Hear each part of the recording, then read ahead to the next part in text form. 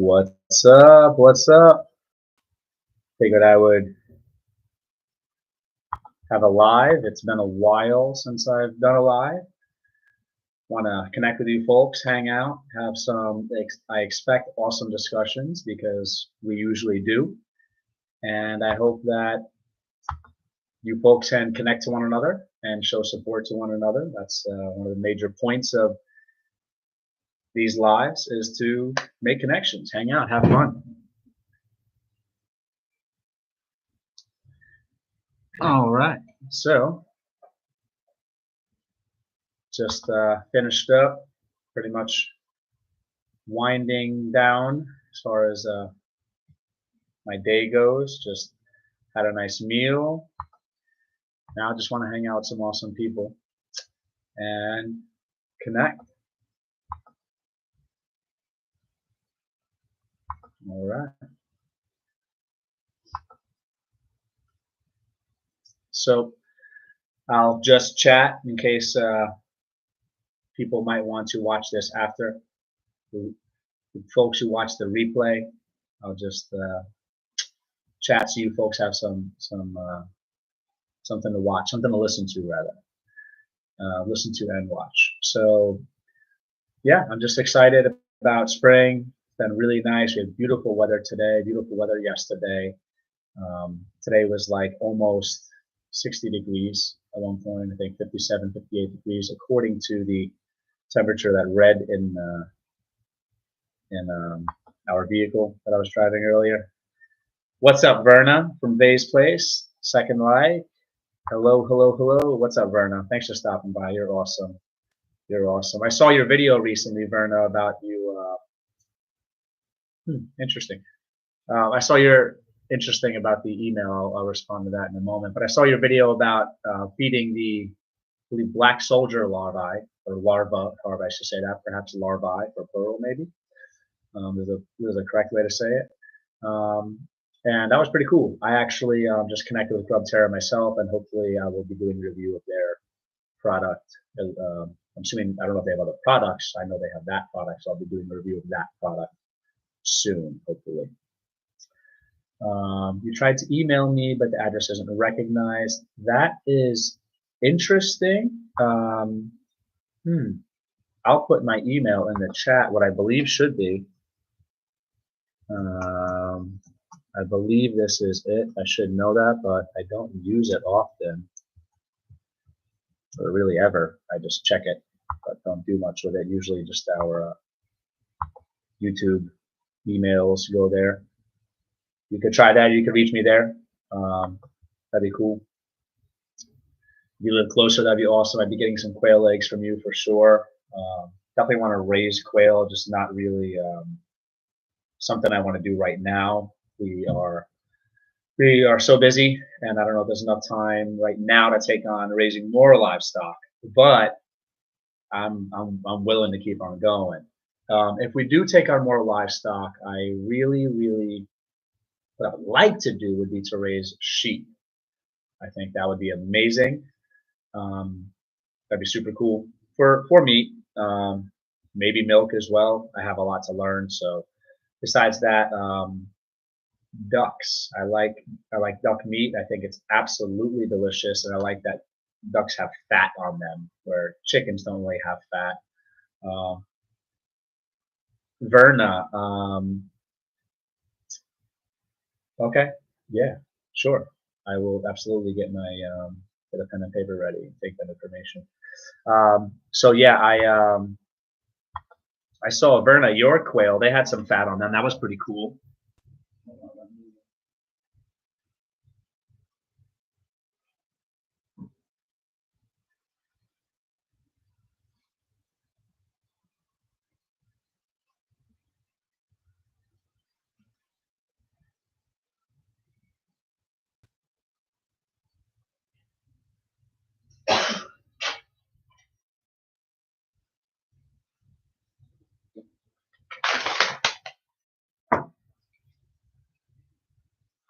All right, got your number, Verna. I will send you a text message whenever. Hold on. Boom, boom, boom. Make sure I got the number. I got it. I got it. Stacking with Passion. What's up? Welcome, welcome, welcome. Thank you for stopping by. Hello, hello. Thank you so much. Thank you. Thank you so much. Yeah, Verna, are you well? Should I be, you think I should be worried or concerned? You're welcome. Stacking with Passion. Happy you stopped by for the hangout. Yeah, what I'll do, Verna, I'm not sure where you are. Actually, I'm trying to remember. For some reason, I want to say I think you're like in Michigan or something. You're north, Midwest, perhaps. Okay, okay. Southwest Ohio. Okay. Should I be worried about anything, Verna? Southwest Ohio. Okay, so it might be late to send you a text message, so maybe I'll just reach out tomorrow. Unless you're, I mean, unless you're up and about. I'm up late. Lately, I've been up late. Face place. Oh no, Colin, you may like it. LOL. Okay, cool. That's good. Yeah, I don't like worrying. So just want to see if you thought it was something that I might worry about or should worry about. But it's that's good that I might like it, and it's good that you're well. It's good that you're well. Mhm. Cool. If you folks aren't connected, connect. You know what's up. I'm all about networking. I'm all about connecting because we're fighting um, against YouTube's setup. Let's say that. Let's say that YouTube setup. So us smaller channels, really one of the best ways to grow is to just network. Stacking with Passion. Do you remember Passion Art? I believe so. I believe so. Yes. Yes, I do. Okay. Oh, I'm trying to remember. Is that your other channel, or did Passion Art turn into this channel? Because if I remember, okay, cool. So is this a different channel or the same channel? Because I think I remember, was it somewhat recently that you got into stacking? Hmm. I'll stop by your channel. What I like to do is, I mean, I'm trying to always show support. I spend a lot of time on my phone just watching videos, liking, commenting, all that, trying to show supports. Same channel. Okay, cool. So you changed the name of the channel. All right. Cool. Yeah, and I always show ongoing support, to whatever videos I happen to see. Sometimes I'll go to people's channels and I'll just do it that way. Um, Sometimes I'll just look around and see what shows up. Entice Marie, hello, welcome. Thank you so much for stopping by. Thank you. We got 4 people in the house. We just got started about 8 minutes and 24 seconds ago, something like that, according to what I just looked at. Yeah, so that's cool. Hopefully we get a good group. We really could use the watch hours. So I enjoy these lives, and I would do them even if just for fun. However, as much as I enjoy them, there is a purpose. At least one of the reasons, besides enjoying the lives, is we really could use watch hours. So if you folks would be so kind to watch our videos, stuff like that, that would be super awesome and much appreciated if you did that. Awesome. Stacking with Passion, connected to Entice Marie. That's what's up. That's one of the main reasons of having these lives, is for folks to connect to one another and to network, support one another. Like I was saying before, smaller channels, I don't say have to stick together, but sticking together really helps, and really we can help fight against the way YouTube is set up. I'm trying not to say certain words on purpose, just in case it draws attention. But yeah, might not even have a reason to do that. I'm cautious sometimes, or frequently, or all the time. I don't want to say all the time. That's not true. So yeah, I just really would like to focus on watch hours. So I intend on definitely doing more lives now. now that I have a way to do them here at home, hopefully I could do them more frequently, because besides hanging out and getting the watch hours, I really do enjoy the discussions. When I say besides the hangout, I mean the hangout part of it is actually, besides the watch hours, accumulating watch hours, which is definitely a reason why I'm doing the live and why I've done lives in the past. But the hangout part of it, the fun of the conversations and enjoying. I learned so much from these lives because there's so many super intelligent people that show up on these lives, and I've done them in the past. I've showed up on these lives, and yeah, super intelligent people have showed up on the lives that I've done in the past, and I really really appreciate learning. And I learn all kinds of stuff, homesteading stuff, and I'm talking about raising livestock, gardening. We've talked about financial stuff. I've learned a lot about YouTube and how YouTube works and how to grow a channel from different people. See, learning something right now, getting a recommendation based place. Colin, you should get at least 24-hour notification for when you will go live so you can have more people show up. That's a great point, and I will try to do that. If I learn how to do it, I assume it's probably simple. This wasn't planned. I kind of just had a game plan to try to do it at some point, and this is just one I could make it happen. But in the future, I'm going to try to, perhaps tomorrow evening, maybe, try to schedule live stream. That's a great point. Thank you. I'm Zaxxon. What's up? I'm Zaxxon. How you doing? Welcome. Thank you so much for stopping by. Thank you, thank you, thank you. There's a great channel right there. Very cool. The channel that I'm thinking of, I'm trying to remember if I remember your channel. Are you the mechanic that does the stupid car? Is that you, Zaxxon? I'm just trying to remember. It might have been a while since I've been on your channel. But part of my memory, if that is not, if I'm not thinking of the right channel, the correct channel.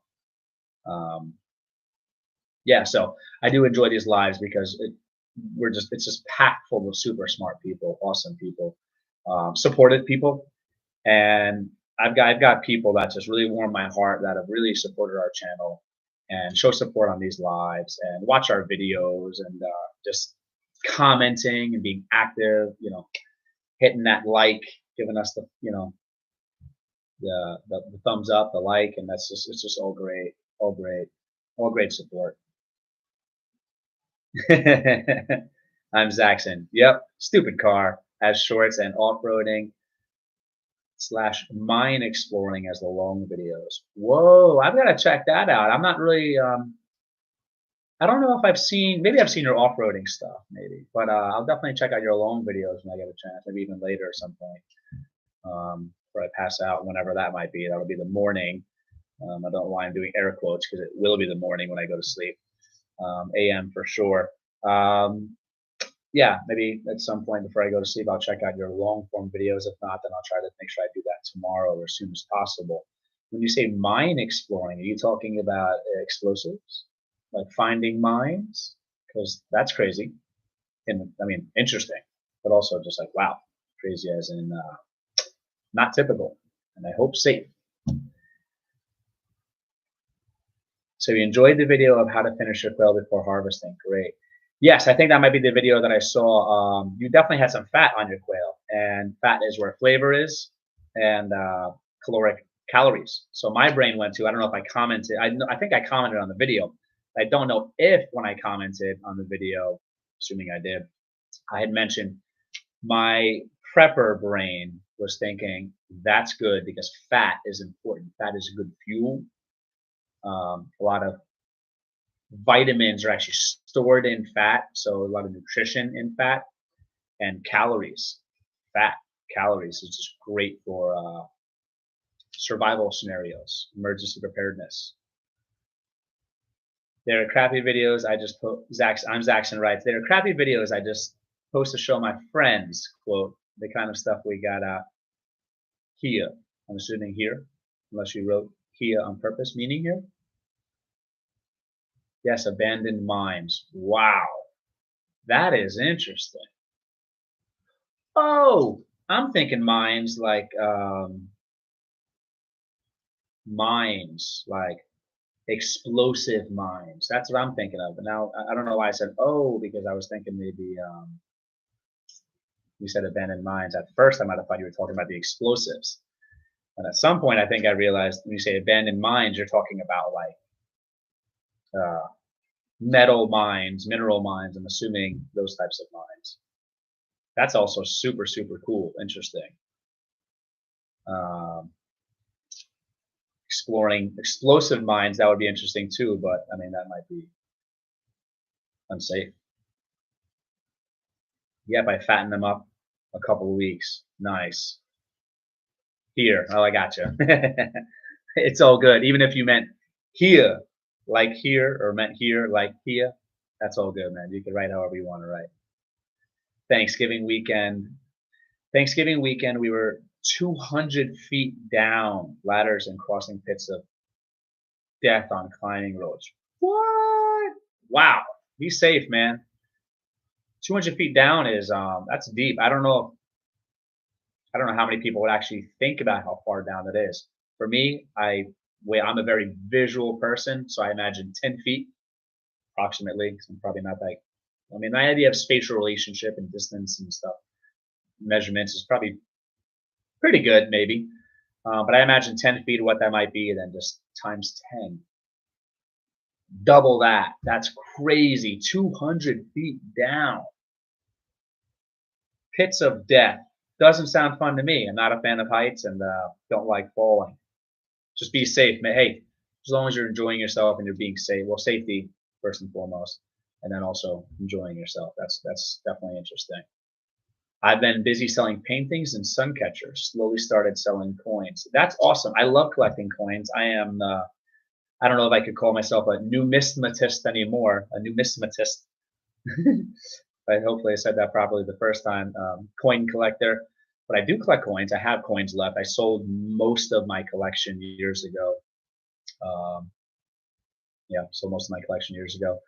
I really love coins. I love the history behind them. I'm a big fan of bullion. I'm a big fan of gold and silver. Don't have the money to buy gold, but we do stack silver. Looking forward to hopefully getting some money to stack some gold in the future. That would be awesome. And I like the form of like American currency coinage for a reason or reasons. At least one of the reasons being that they look very cool. It's far legs. It's far legs are sore for nearly a week. Laugh aloud. Oh well, good fun though. Wow. Yeah, I mean, that's. I mean, I could see how that could be a workout. Yeah, man. Be safe. Stay safe, man. Have fun. Verna writes, "Ain't no way I would try that." LOL. Stagnant passion. Yeah. Oh, cool. That's awesome. Not sure what you're writing. Cooler. That's awesome too. But I'm with it. So if it's something I said, cool. Something someone else wrote, cool. I'm Zaxxon. I stack placer gold from pay dirt bags. Dang coins are expensive.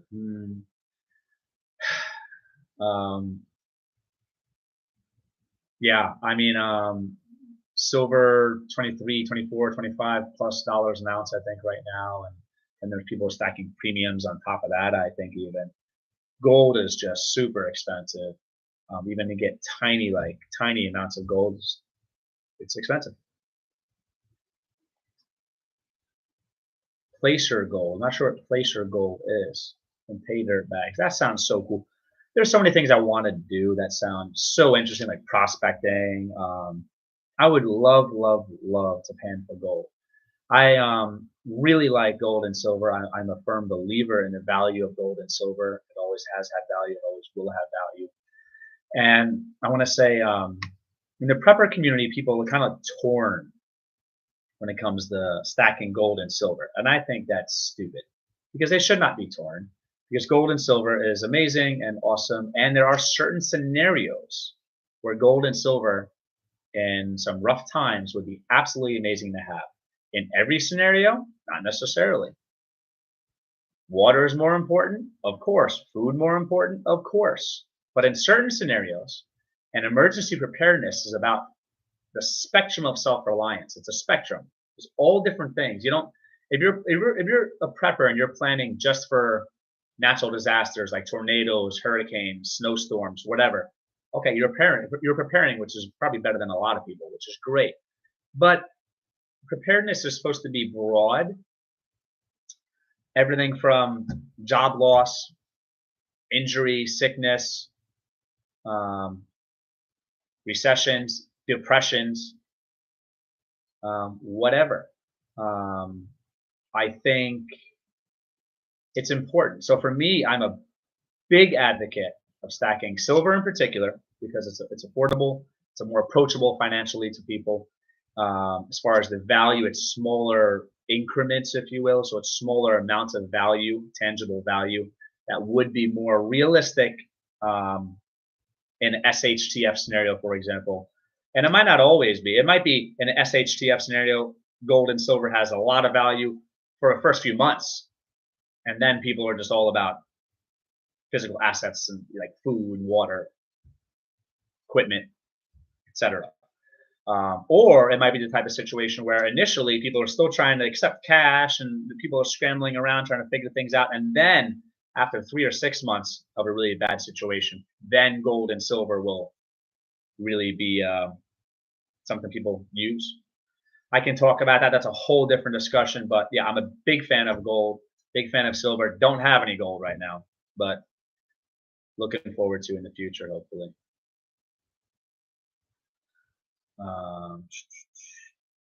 Silver too. That's cool. I gotta stack knowledge. Yeah. Well, stacking knowledge is good always, but the thing about stacking things, and I've had a video about this in the past where a lot of people disagree with me, but I feel like if they followed what I said to its logical conclusion, they would agree with me. And that's not being egotistical or whatever. I sincerely feel for most people in most scenarios, those are my qualifiers, having things is more important than skills knowledge. I know people are like, oh, what do you mean? I'm gonna tell you right now. For most scenarios, people having a bunch of water, a bunch of food, some freedom tools, freedom seeds, real seeds, having things way more important than having all the knowledge in your brain and having no stuff. However, I do believe, I'm going to say obviously, because I like to learn, I like to read, I always like to develop skills. Skills are very, very important. People say the more skills you have, the less stuff you need. You're still going to need things. And having things, for example, let's say, I'm not going to get too into it, but having things like freedom tools, for example, being a beginner, being intermediate, being advanced.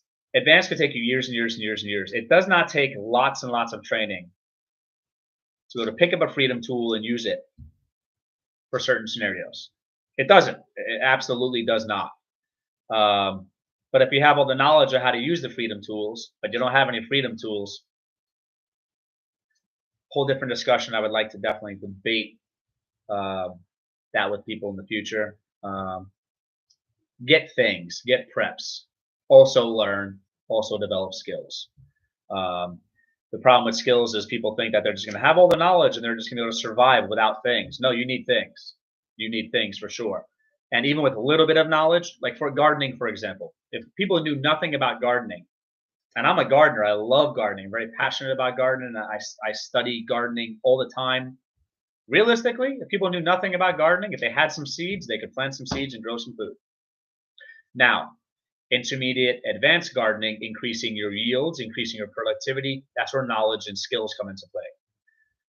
But really, it's more important for that person to spend their time and energy getting seeds than it is to learn. If it was either or, I'd rather have a bunch of water and be able to drink it than know how to find water and springs and filter it and boil it and whatever and like primitive survival stuff. Great, excellent, very important, very, very important. What was I saying?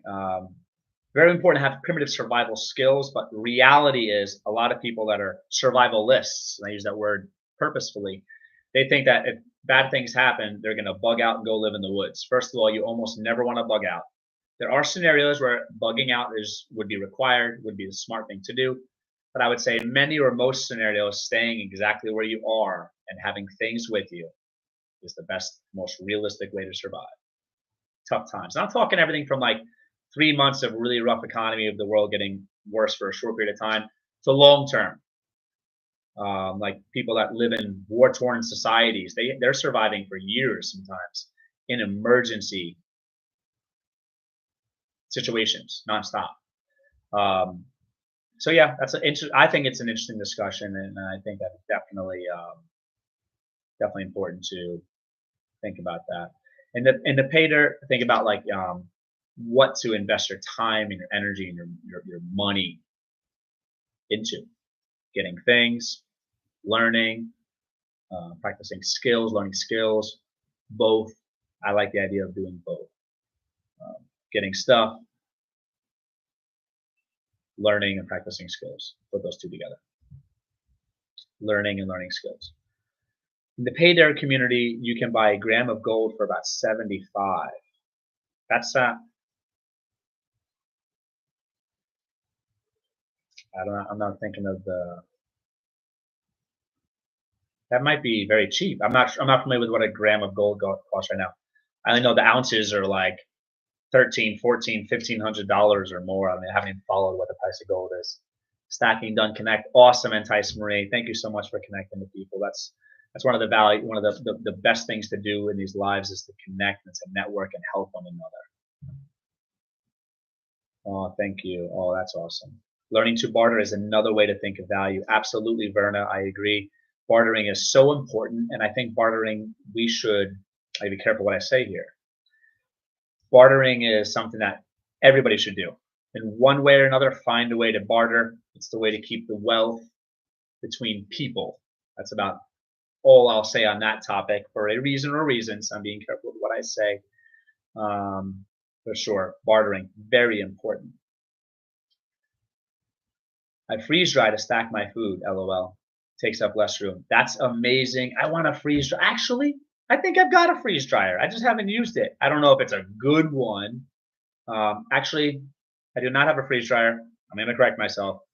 I think I have like a dehydrator, perhaps. Maybe it's a freeze dryer. It's a gift that I was very excited about, and I still am excited, but I haven't opened it. We've had it for a long time. I know we'll use it. I assume we'll use it because it would be great for us for herbs, food, whatever. If it's a dehydrator, then which I assume would be different than a freeze dryer, although a freeze drying I assume works that way by just removing moisture. The dehydrator, cool. I assume that would be like less intense than a freeze dryer. Like freeze drying, if there's a difference between freeze dryers and dehydrators, if dehydrators even exist, I don't know. I might be using the incorrect word. I assume that freeze dryers would be like better at removing moisture. I'm Zaxxon writes, ounce is about 2,000, 31.1 grams in an ounce. I believe that, yeah, the ounce for bullion, silver, and gold, I believe it's called the avoir de poids ounce. It's like a different ounce than regular ounces or regular other ounces than ounces used for non-bullion items. So 2K, wow, gold is at around 2K. That's intense. 1 gram is 0.035274 ounces. Awesome. Thank you for the information, I'm Zaxxon, and thank you for the information, Verna. Folks, when I say Verna, I'm talking about Vase Blaze, the channel Vase Blaze. That's Verna, by the way, just in case you don't know her name. Dehydrator doesn't preserve for as long as a freeze dryer does. Okay, so there is a such thing as dehydrator, which I assumed there was. I think that's why I mentioned it. I was just going with that word. So I think my assumption was correct that it would not preserve as long as a freeze dryer. Yeah, my assumption, not that it doesn't preserve as long, my assumption that a freeze dryer probably would do a better job at removing moisture. That was, I assume, correct. And therefore, that's why a dehydrator would not preserve as long, because a freeze dryer probably does a better job than the dehydrator getting that moisture out. That is super, super cool. I saw somebody, I think, freeze dry, or it was dehydrator, freeze dry. I'm going to go with freeze dry, it might be incorrect. Chili the other day. So cool. Chili. And then they just brought it. I think they use it for like camping, and they would go camping, add some water, boom, you got chili. That's awesome.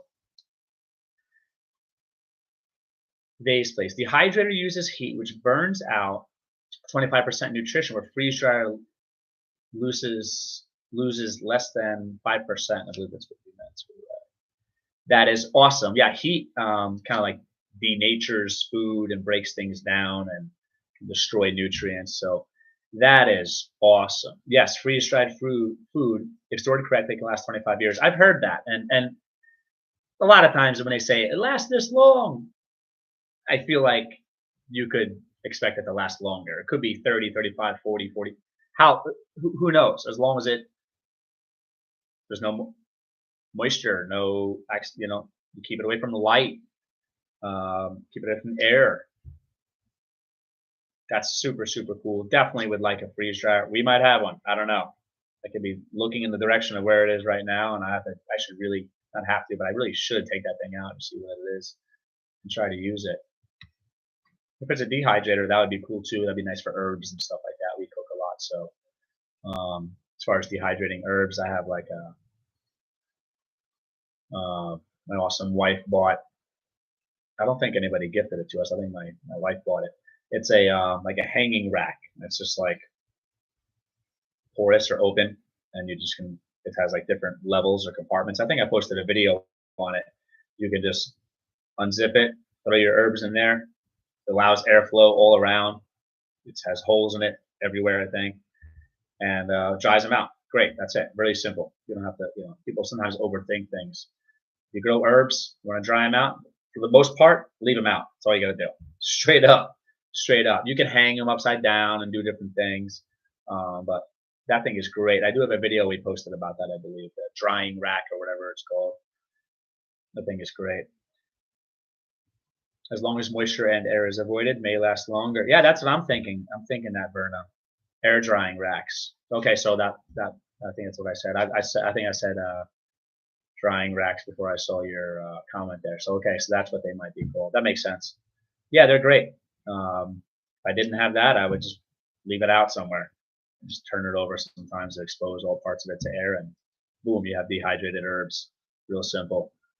And I like the idea of doing that as opposed to I know people that have like old ovens. They don't have the safety mechanism like we have an oven that doesn't have the safety thing, where you could actually put it on heat and you could leave it open and have it still going, which is awesome for a reason or reasons.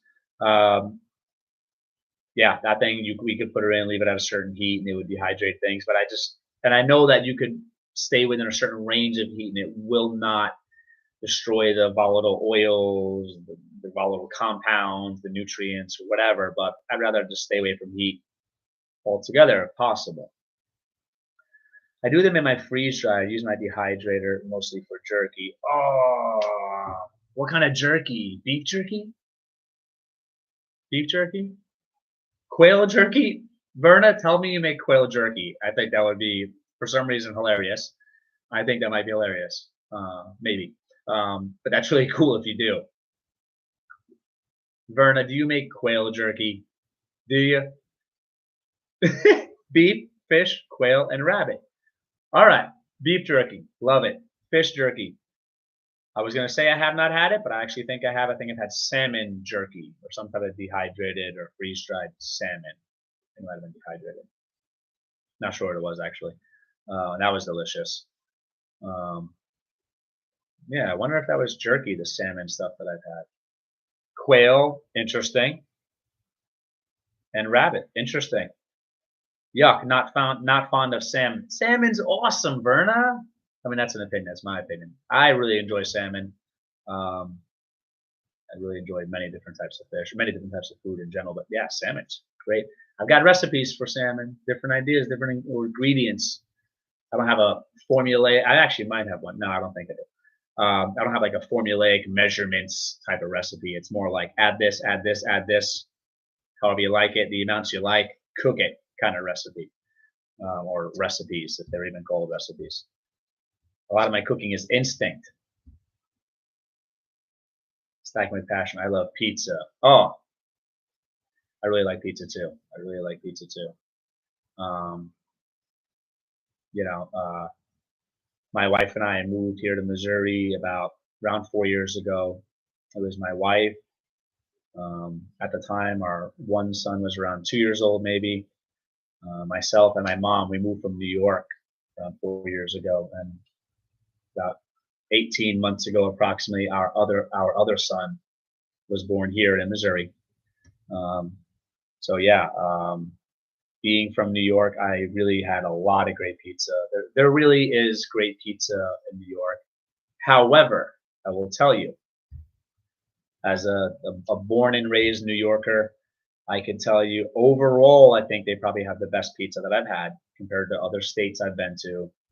But we're here in Missouri in the middle of nowhere, and I've had great pizza here. There's a pizza place around here. Actually, I think the founders are from New Jersey, so they are from that area. They make excellent pizza. But the thing about New York pizza is, I think, this is my opinion, I think you're more likely to get good or better than good, from good to like excellent, more places. More you could rely on, in my opinion, for pizza to be really good many places. Where here it's like, oh, it's okay, it's not good, it's not good. I mean, they have Casey's around here, which is like a gas station, and I really enjoy their pizza. People become snobbish and stupid, and they let their geocentric attitude and their sometimes when it comes to food, ethnocentric attitude get in the way of their taste buds, and they don't want to admit things like it's gas station pizza and it's good pizza. It's good pizza. Stylistically, I like New York pizza. Thin, nice crust, all about the good sauce, nice cheese. It's the style of the pizza that I really like. Commonly, there's different styles, but in general, they do have their own style.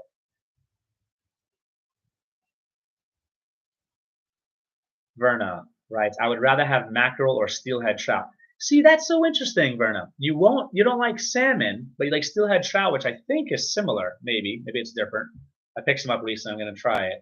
I think I've had it before, but I'm going to eat it again and try to remember what the flavor is this time because I don't remember what it tastes like. But mackerel is very oily and fishy. I would say more people like salmon than mackerel, so that's interesting. I eat all of it. Vern, I have a lot of friends that raise quail in your state. Really? Let's get when we talk, I got your number, Verna. We'll talk. I want to make some connections for that because I would like to buy some quail, processed quail, maybe living quail to raise some. I don't know. Definitely want to buy some quail eggs and definitely some quail meat. Excuse me. Stacking with passion. Oh my, pizza is very yummy. I love I really like pizza. When I say love, I mean really like pizza very much. When I say love, I'm talking about things. It just means I really, really like them.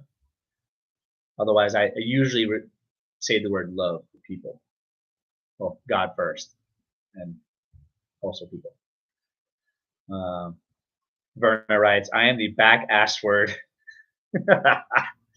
Well, I mean, that is a little different, Verna. That's a little different because if you eat mackerel, I feel like a lot of people would not like or do not like. I feel like a lot of people have not even tried mackerel.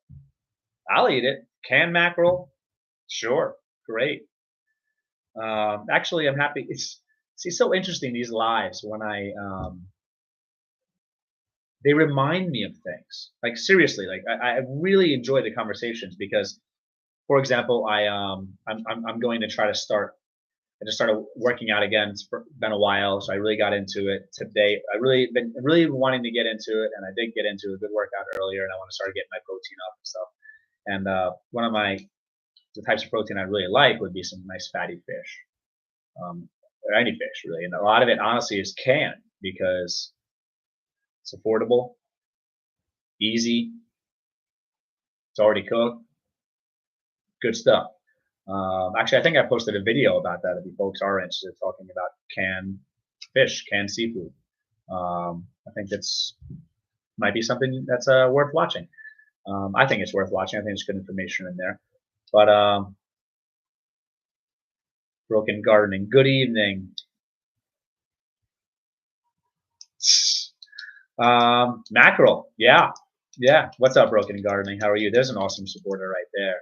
there's an awesome supporter right there. If you folks are not connected with Broken Gardening, please connect.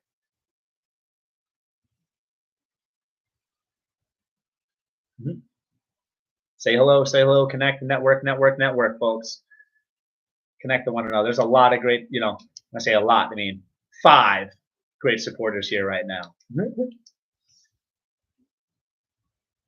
Very cool, very cool. This makes me happy. All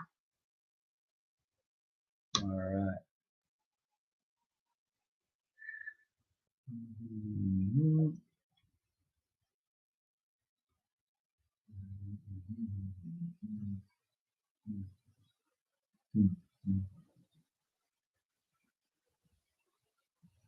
I think the reason I don't like salmon is because when I was a child, there was a period where we had to eat too many salmon patties. Oh, okay. All right. So there's like a psychological thing there.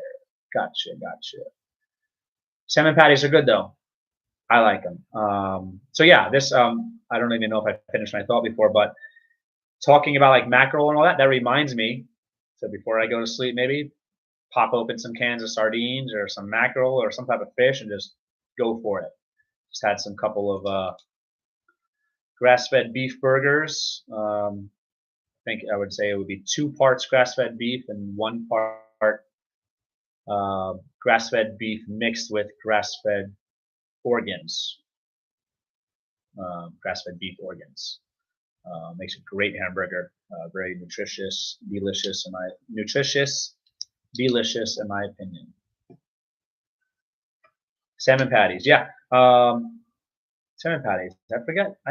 Someone when I was younger made salmon patties. Might have been my mother's mother. It was my grandmother, obviously. Made them, but I think I made them in the past. I think I maybe did not like the way I made them. I'd like to try to make them again. Just get some canned salmon, do it that way. I feel like fresh salmon would be probably much better, but yeah, that would be pretty cool. Make some salmon patties. That's what I was thinking about. Salmon patties would be cool. Yeah, I have to get my protein up. I just started training again, and I'm really gonna just focus on training hard and heavy, and just a lot of lifting and hit cardio hard. Just pretty do everything, and I want to just have a major transformation in a short amount of time. And I know how to get there. I know how to do it. And protein. Major focus is going to be massive amounts of protein. I'm trying to hit 1 gram of protein per pound of body weight, at least. Verna writes, my mother was not a good cook, LOL. Aw. Hey, some people can cook well, some people can't. It's a skill set. Cooking is a skill set. It's a very, very important, arguably, in my opinion, I think it's an underrated skill set that everybody should do. I think everybody should know how to cook. And that doesn't mean they have to know how to cook so many different things, but I think if a person, and it's not it's men and women, it's not just a gender role. Sure, I'm very conservative, very old-fashioned. I do believe in males have roles, females have roles. Absolutely. I do believe there's crossover in those roles sometimes. For example, I love to cook. I don't cook as much as I used to, but I used to cook every day, at least 1 meal a day, pretty much every day, maybe 2 or 3 meals a day. I did the majority of the cooking in our house. So yeah, and I might still do the majority of the cooking. I think my wife has been doing the majority of the cooking lately, maybe. But men, you should know how to cook. Women, you should know how to cook. It's important. And even if you don't know how to cook a lot of food, different types of foods, find a few meals and learn how to cook a few meals well. It's very important. Very important. Verna, yes, I got that skill set from my father. Oh, cool. Broken gardening. The only thing I know about cooking real fish is that Master Chef always has something messing up scallops. Well, scallops they're tough. They're tough to cook. I don't like scallops that much. I enjoy them. My wife Nicole, she likes scallops more than I do. I think she likes them more than I do. I don't really see the point to scallops that much. There's no really unique flavors. I've had scallops that were enjoyable, but there's no specific scallop flavor really. I think I might actually prefer like canned, super cheap, like canned scallops, like low quality, or probably low quality scallops. Like I don't really. I enjoy scallops, but they're tough to cook because you don't want to overcook them, you don't want to undercook them, which is like many or most or all things with cooking. But scallops are not one of my favorites. Vern, I also make a killer New York style cheesecake. LOL. That's awesome. I really like cheesecake. Not one of my favorite desserts, but I really enjoy good cheesecake. In New York, I had a lot of good cheesecake. I like cheesecake with coffee. Cheesecake, nice espresso, cappuccino. Probably prefer or black coffee. That'd be cool too. Or maybe coffee with a little bit of sugar. Maybe I prefer something like that. But the sweets, black coffee is real nice, or espresso, something like that. Maybe cappuccino, might be too sweet, but that coffee cheesecake combo I think is really nice. What I really like is cannolis with coffee. Whether it's espresso, black coffee, or coffee with a little bit of sugar, maybe to take the bitterness out. Maybe I would probably prefer the black coffee, especially nowadays. I'm all about the black coffee with sweets. Maybe in the past I would have preferred the black coffee too, but cannoli and some type of coffee, maybe cappuccino, but I'm assuming that would probably be sweetened. So the sweetened cappuccino, no. If it's just espresso and milk, maybe that would be nice with cannoli. But just dark coffee, black coffee, or espresso with cannoli is just awesome, in my opinion. Broken gardening, too much hassle for no reward. Oh, if you're talking about scallops, then yeah. I mean, yeah, in the sense of I feel like it's not very rewarding to eat scallops for me. But people have their different things that they like. Scallops, not my favorite. I'll eat them. I can enjoy them. Just it's not something I would probably not order it if I was at a restaurant. I'm Zaxon. Later, folks. Great conversation. Hey, thanks for stopping by. I'm Zaxon. Really appreciate it, and thank you, really sincerely. You folks on Connect with I'm Zaxon, please make sure you connect. He's got some really cool stuff. He's a very talented mechanic, very knowledgeable. Yeah. Uh-oh. There's an alarm going off. Let me go turn that off. Be right back.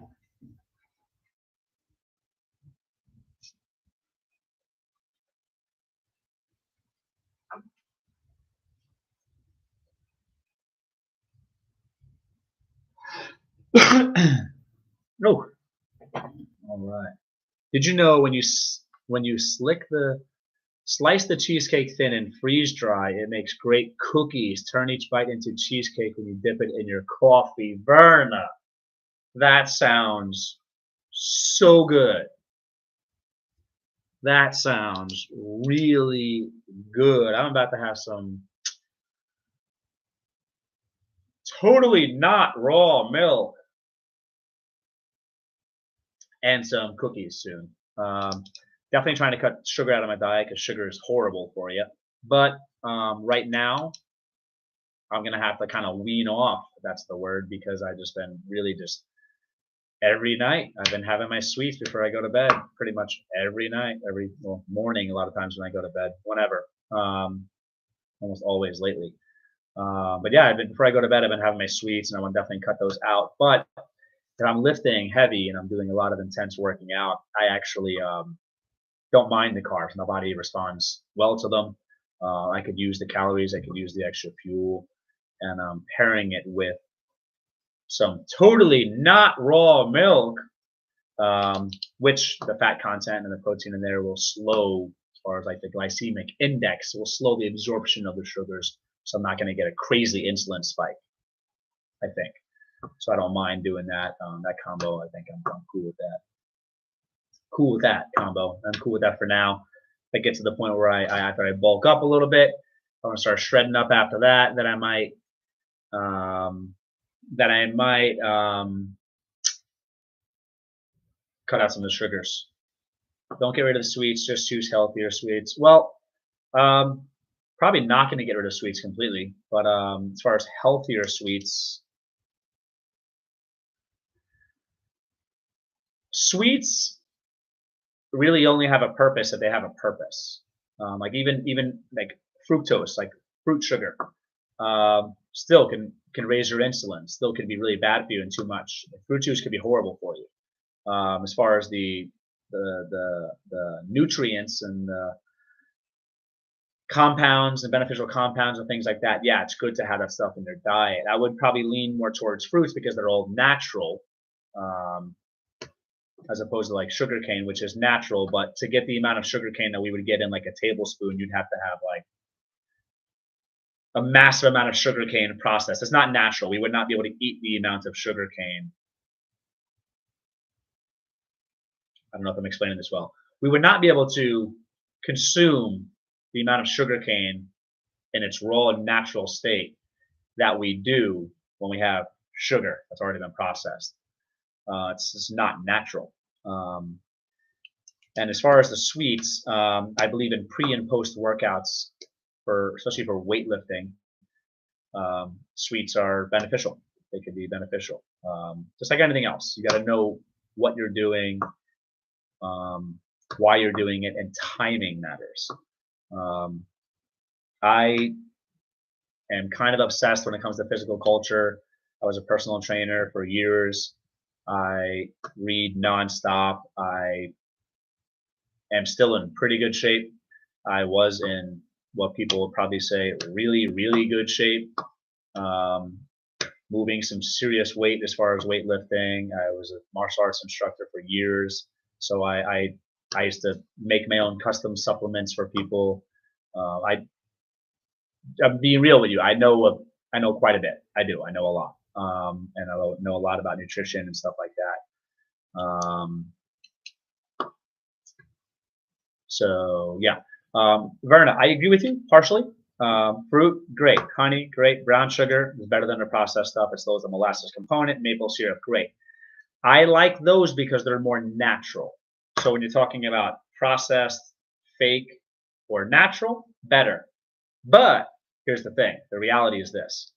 Watch the amounts in the serving size. Sure, I agree.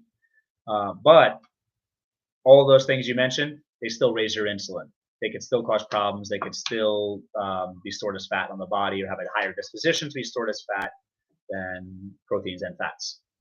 Sugars are sugars. Really, that's a reality. Again, details matter. When you have those sugars and what you have those sugars with. If I'm consuming those sugars with totally not raw milk, that I'm having it with fat, I'm having it with protein, it's going to slow the insulin spike, decrease the spike in the insulin, and be better. Also, if I'm doing it pre-workout, I'm totally cool with having sugar in my blood while I'm working out because my body's using that as fuel on demand. Post-workout, I might want to increase my insulin because I might want to shuttle nutrients and protein where they should go, which is in my muscles. Yeah. My sugar gets very low and I get jittery. I get anemic. Anemic, I feel, is an iron situation. I know I am type 2 diabetic. I keep it under control with diet and exercise. That's good, Verna. Yeah, diet and exercise. It's really, really simple, for the most part. A lot of people like to overcomplicate things, but it's simple. It's just, if you eat even a little bit better than the average American, you'll be better off because the average Americans have horrible diets in general. I can't have any milk at all. Ooh, I'm sorry to hear that. Stacking with passion. I really like milk. I'm not sure if I'm becoming more like lactose intolerant as I get older, but the totally not raw milk that I'm drinking, that we drink, I'm saying that for a reason, folks, for reasons. Is it does have the enzymes present. So I think some people that are lactose intolerant, for example, some people process raw milk better. I am not a doctor. I am not a nutritionist. I know nothing. Only doctors can read. Only nutritionists can read. There's my disclaimer or disclaimers. I used the Carb Manager app a short while ago and noticed that I was always taking in lower than needed calories but wasn't losing weight. It was because my carbs were too high. Yeah, carbs really, I'm telling you, I'm oversimplifying, but carbs really are just overall not good. They're just not good. Again, small amounts, like Verna said before, small amounts and stuff. I'm big on the timing, what you're eating with it. Are you working out? Are you not working out? Details matter. But in general, carbs are the inferior macronutrient. Protein and healthy fats. Animal proteins, complete amino acid profiles, have the amounts that are have higher amounts of leucine, isoleucine, and valine than like plant proteins or plant complete proteins. I think there's some complete proteins that exist for plants, but they're low in leucine, isoleucine, and valine, which are very important. I am not on a low carb diet or anything, but it was a good track of what was happening. Well, Broken Gardening, it sounds interesting because it's just good to be aware. At the very least, it can give you knowledge, it can bring you awareness, and just make you think, which is great. Oh, stacking with passion writes, no milk for me because of my acid reflux. Oh, I'm sorry to hear that. Sorry to hear that. Broken Gardening, right? I always heard carbs pre-workout and protein after. Well, in short, yeah, like acid reflux. I'll go back to that comment in a minute. That does stink. I think I've had that in the past myself. Not crippling, but it started getting worse, I think. Carbs pre-workout, sure, that's a better time to have them, but also post-workout. It's a good time. Let's say if you're trying to bulk up and build muscle, for example, it depends on what you're doing. But carbs pre-workout are good. Also protein pre-workout, or just protein, or the broken down version of that, just amino acids in the form of branched chain amino acids before you work out. And that keeps your nitrogen balance right if you have proteins before. So carbs and protein before are really nice, in my opinion. It depends on your goals. It's all very complex, folks. Simple but complex because it depends on the person's individual goals and their type of training that they're doing. But carbs pre-workout, sure, for the most part, sure. If you can handle them, great. Protein pre-workout is also very important because your body, when you're working out, you're creating tears in your muscles. And you could actually cause atrophy. You can cause your body to become catabolic. So while you're working out, you're actually breaking down your muscles, and you don't want to do that. You do limited controlled damage so you can heal and repair and build them up, make them stronger, make them larger, make the muscle cells grow. But you do that with having amino acids in your bloodstream, and you do that by taking protein or amino acids. That's why a lot of people, when they do cardio, they'll do like a fasted cardio, but they'll take some amino acids because it spares their muscles from wasting away from atrophy and preserves their muscles, which is what you want. You don't want to lose muscle ever. You never want to lose muscle. You want to burn fat. You do not want to lose muscle. Muscle is what helps you burn fat. Muscle keeps you strong, keeps you able to move, keeps you mobile. Having a nice certain amount of muscle mass can prevent type 2 diabetes. It's good to prevent heart disease. It's just very, very beneficial to maintain as much muscle mass as long as possible because as you age, you tend to lose muscle mass. So you want to get as big and strong as you can while you're younger. Let's research it. But yeah, I would say protein before working out too. Very important to spare your muscles and prevent them from atrophy and keeping those amino acids, which your body can use for fuel. You could go without the carbs completely and just take protein before you work out and probably be fine. Actually, that would actually switch, without getting too much into it, that would switch your body more likely to using fat as a fuel source and burning fat. Just saw something funny. I'm going to get to that. Carbs can be good if they are nutritionally packed instead of empty carbs. Sure, nutritionally packed. Sure, they can be good. Nutrition's important. But again, still going to raise your insulin, still going to cause problems for people, still going to cause type 2 diabetes for some people because carbs are carbs. They still raise your insulin.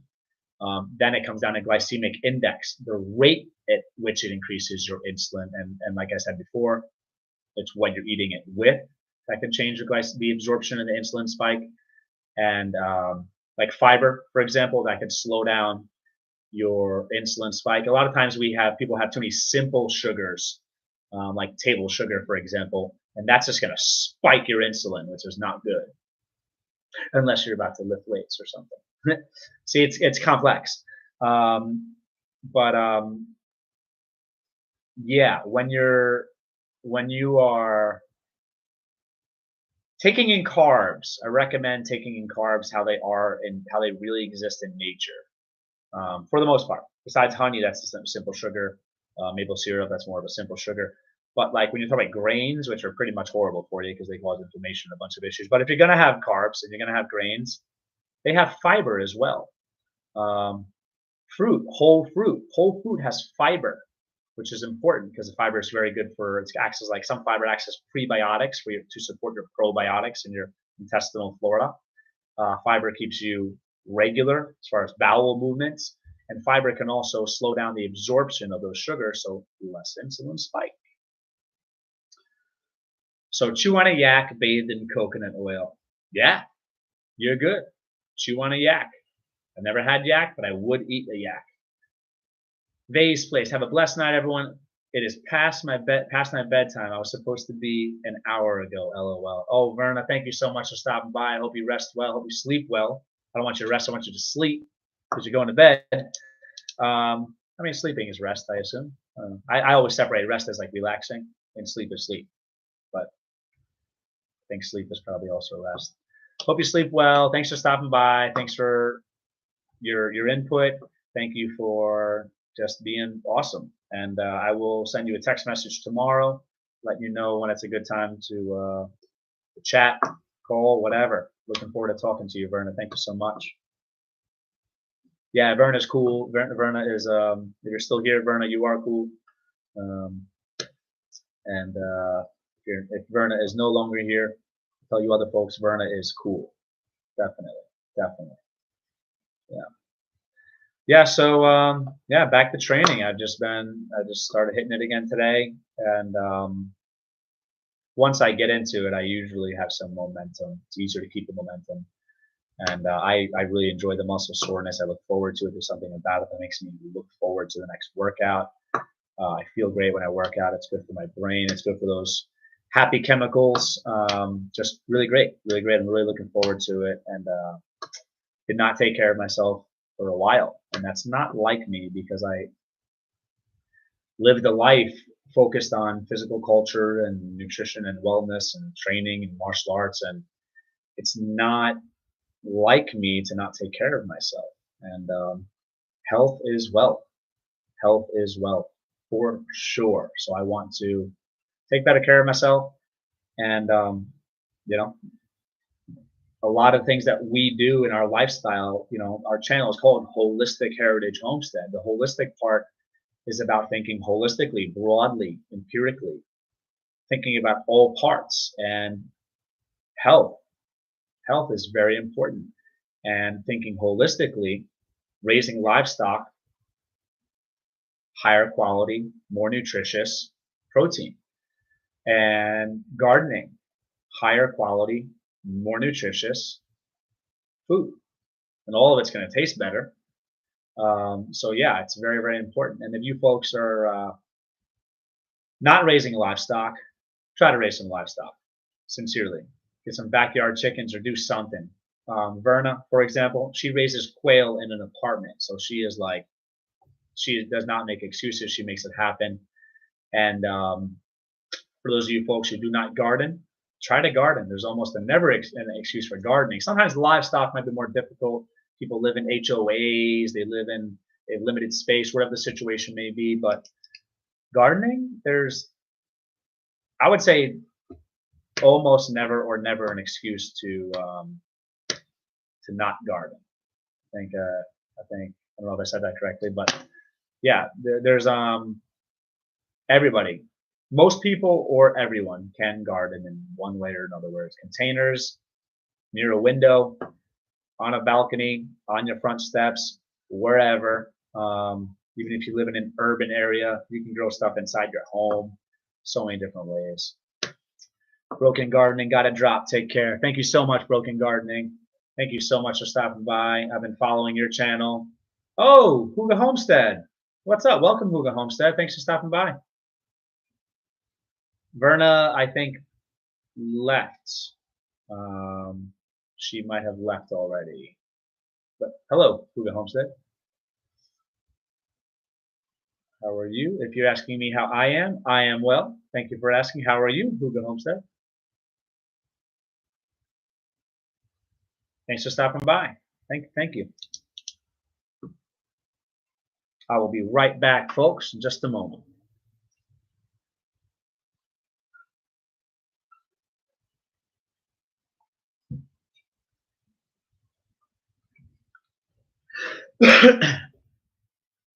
Oh, yes, that was to me. Okay, cool. Yeah, I am well. Thanks for asking. You are great. Good to hear, Hula Homestead. That's awesome. That's good that you're doing great. It's good that you are great. 14 quail hatched today. That's awesome. Very, very cool. Very, very cool. Now, quail. I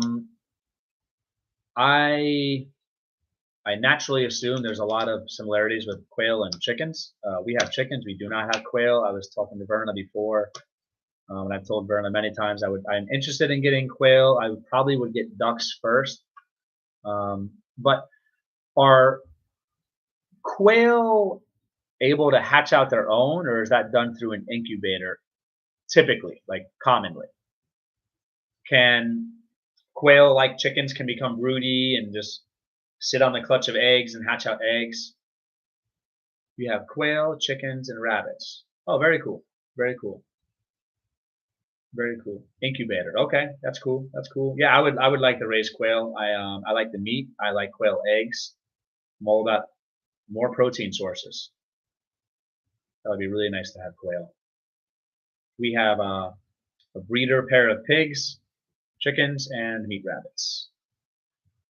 Looking forward to getting more livestock in the future. Right now, probably not going to make a move on any other livestock yet. We have so many other things we're trying to do. So yeah, not yet. And dogs, getting 2 puppies this weekend. So excited. We do not have any dogs. I might consider getting dogs in the future. They would stay outside. They would be, I would consider like guard dogs, some type of dog to protect livestock or something like that, maybe. Possibly. Possibly. We'll see. Who knows? I don't know. But yeah, I would like to get sheep in the future, but I think we're not ready for that right now. Definitely would like ducks. I really like duck meat a lot. I have a Shih Tzu and German Shepherd, getting boy and girl Bichon. Oh, okay. Okay. Yeah. Yeah, no dogs. I might not get dogs ever. Maybe if we have sheep or something like that, and it would serve the purpose of like protecting the sheep or something, then I would consider maybe getting them. I've also heard people use donkeys, I believe, to protect, or maybe mules. I believe donkeys, I believe, to protect their livestock as well. White fluff, 6 to 7 pound purse pups. So, I mean, I'm assuming that's pretty small. I assume. Huh. Yeah, we probably would not get dogs. Probably not. Thought about maybe getting cats, but they would. I don't know. I would. Not sure. Not sure about getting cats either. I've heard they're good for like mice control or whatever, but not sure. I mean, I don't know. I wouldn't really want to get cats. We have livestock to take care of, and it's just more money, more time to take care of other animals. They're not going to be providing us with food or anything. Then I personally do not see the purpose, but to each their own. Yes, I have a Homestead and Paris Hilton purse puppies.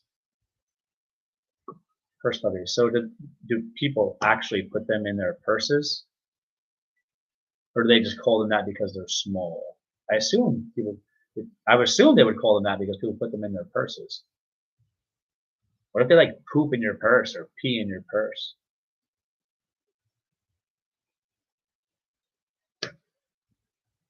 Hmm.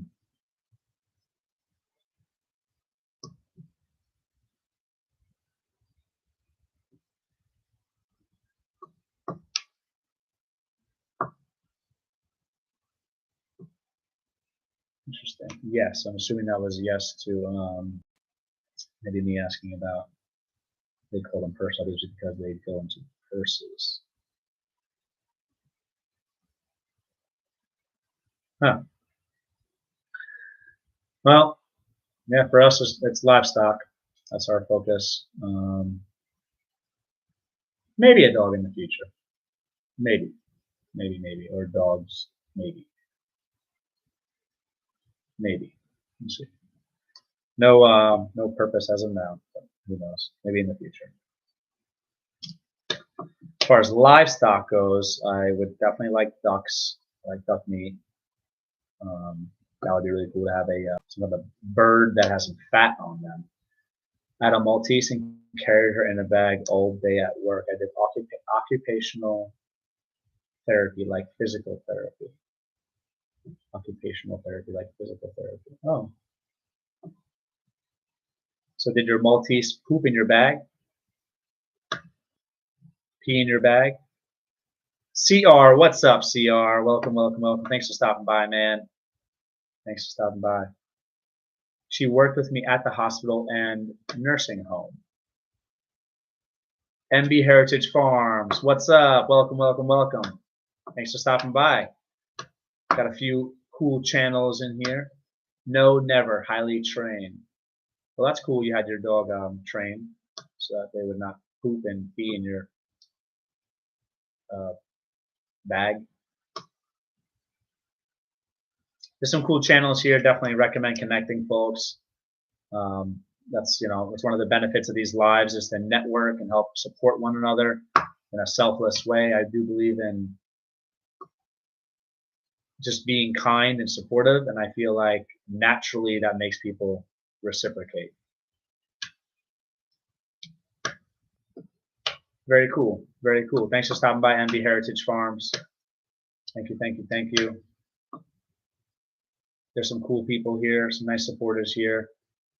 MB Heritage Farms, there's I was letting you know MB Heritage Farms. There are definitely some cool people here, some supportive channels here, people with supportive channels here that I would recommend connecting to. CR, you're in Canada, if I remember correctly, or like North Midwest or something. Are you in Ohio also, like Verna? I think Verna said she was in Ohio. I want to say Canada.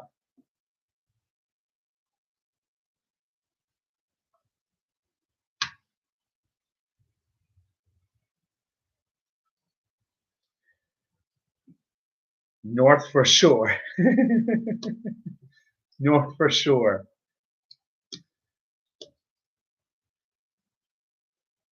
Stacking with passion. Did you just connect with CR Creative Redundancy before? Huga Homestead writes, I am 1 hour from Verna in Indiana. Oh, okay. Okay. 1 hour is close. Yes. Oh, so you just connected with CR Creative Redundancy? That's cool. That's cool. That's what your yes was in response to. That's really cool. That's really cool. Yeah, Stacking with Passion. Creative Redundancy is a great supporter. Smart guy. He's got some cool stuff on his channel. Definitely recommend stopping by and checking out his stuff. That's cool. Who is this Creative Redundancy person? CR. Creative Redundancy.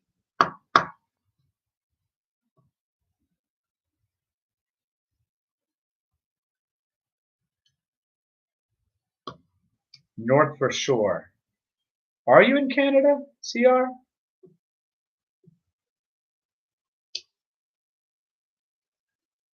The one known as CR. CR, are you in Canada? MB Heritage Farms writes at Stacking with Passion, thank you. We'll head over and check out your content as well. Awesome, awesome, awesome, awesome. Yeah, okay, cool. Yeah, we had some nice weather here. CR's Canada, yeah. Said, yeah.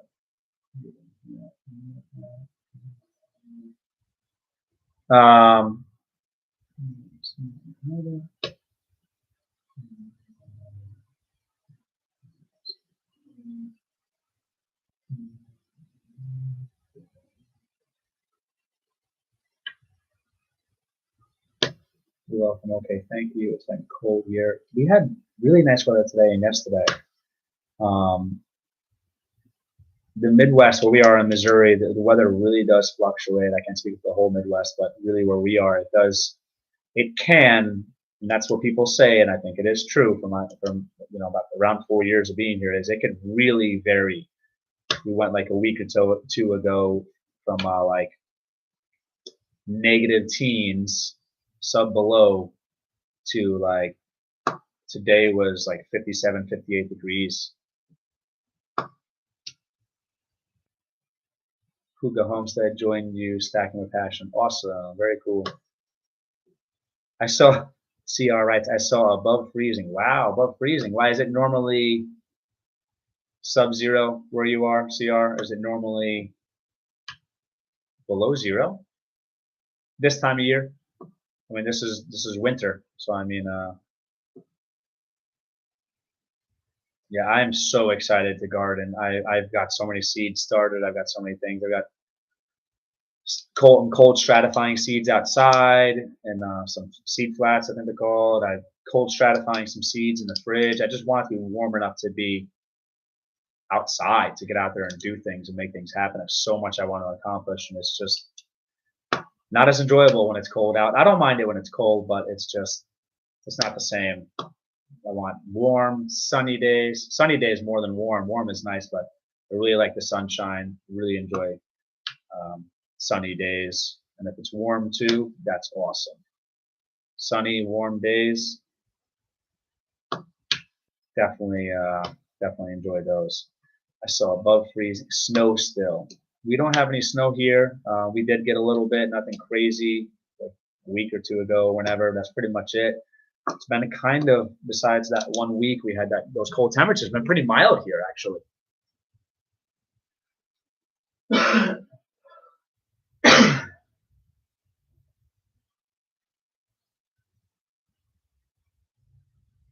It's been pretty mild here.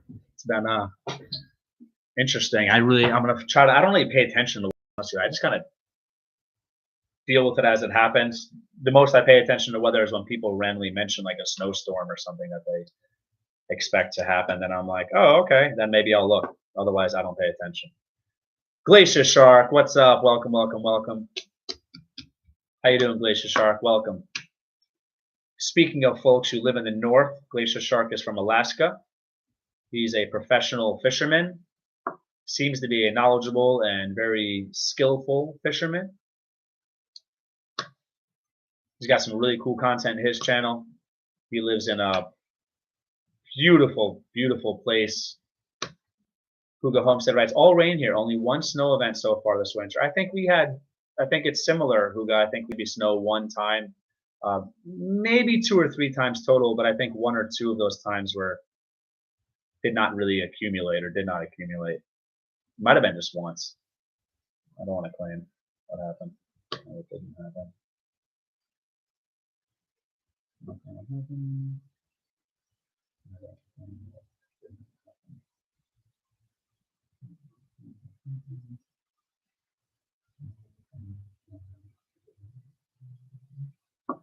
California is supposed to get a major flood and stuff. Ooh.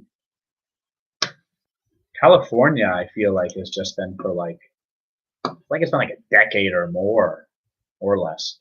They've been struggling with so much water shortages or supposed water shortages. It's a whole different discussion. And just yeah, actually, what comes to mind is the water shortages. I just feel like again, supposed water shortages. Texas, I feel like the past couple of years has struggled with some crazy weather, super high temperatures, like 110 degrees for like 30, 40, 50, 60 days, some crazy long time. And also, I think they got some cold weather too. I'm in the bush, that's what they call it.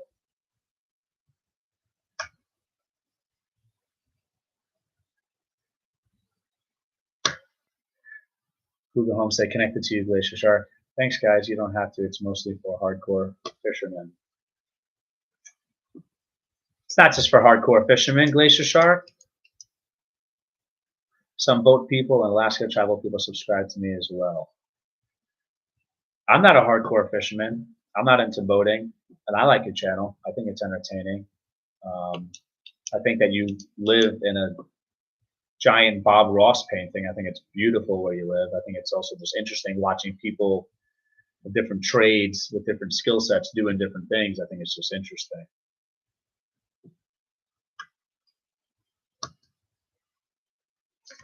Take those subscribers, Glacier Shark. Grow that channel. Grow that channel.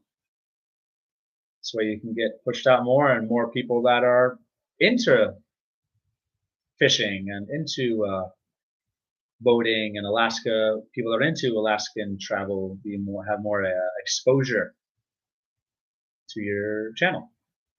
So the more subscribers you get, hopefully it gives you more exposure to people that might be more typically interested in your content. Yeah, Glacier Shark like goes to work on a boat and he's like, oh, just beautiful ocean with like snow-covered mountains in the background, and like it's just ridiculous. Like it's really beautiful where he lives and works.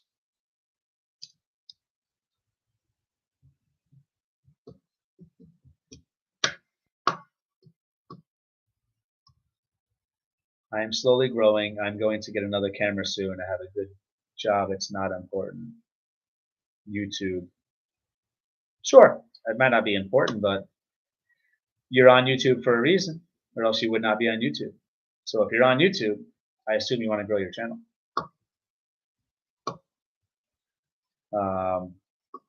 Otherwise, you could just like blog or whatever and not really care about the channel, but it's a hobby of mine. That's cool. Yeah, everyone has their own purposes, their own reasons. For us, it's definitely try to help people, teach people if we can, share knowledge that's hopefully valuable to people, provide value of whether it's just to provide value. For us, it's just like, hey, if we could provide educational value, great. If we could provide entertainment value, great. If we could provide both, great. If we could get monetized, great. We can make some money, awesome. We could get some sponsorships and get some product and stuff like that, great. I think for a lot of people, they realize that they can do more than one thing. They could have it as a hobby, and they could also make some money. They could have it as a hobby and make people laugh, provide entertainment value. They could have it as a hobby, and there's a crossover there, and it's not really a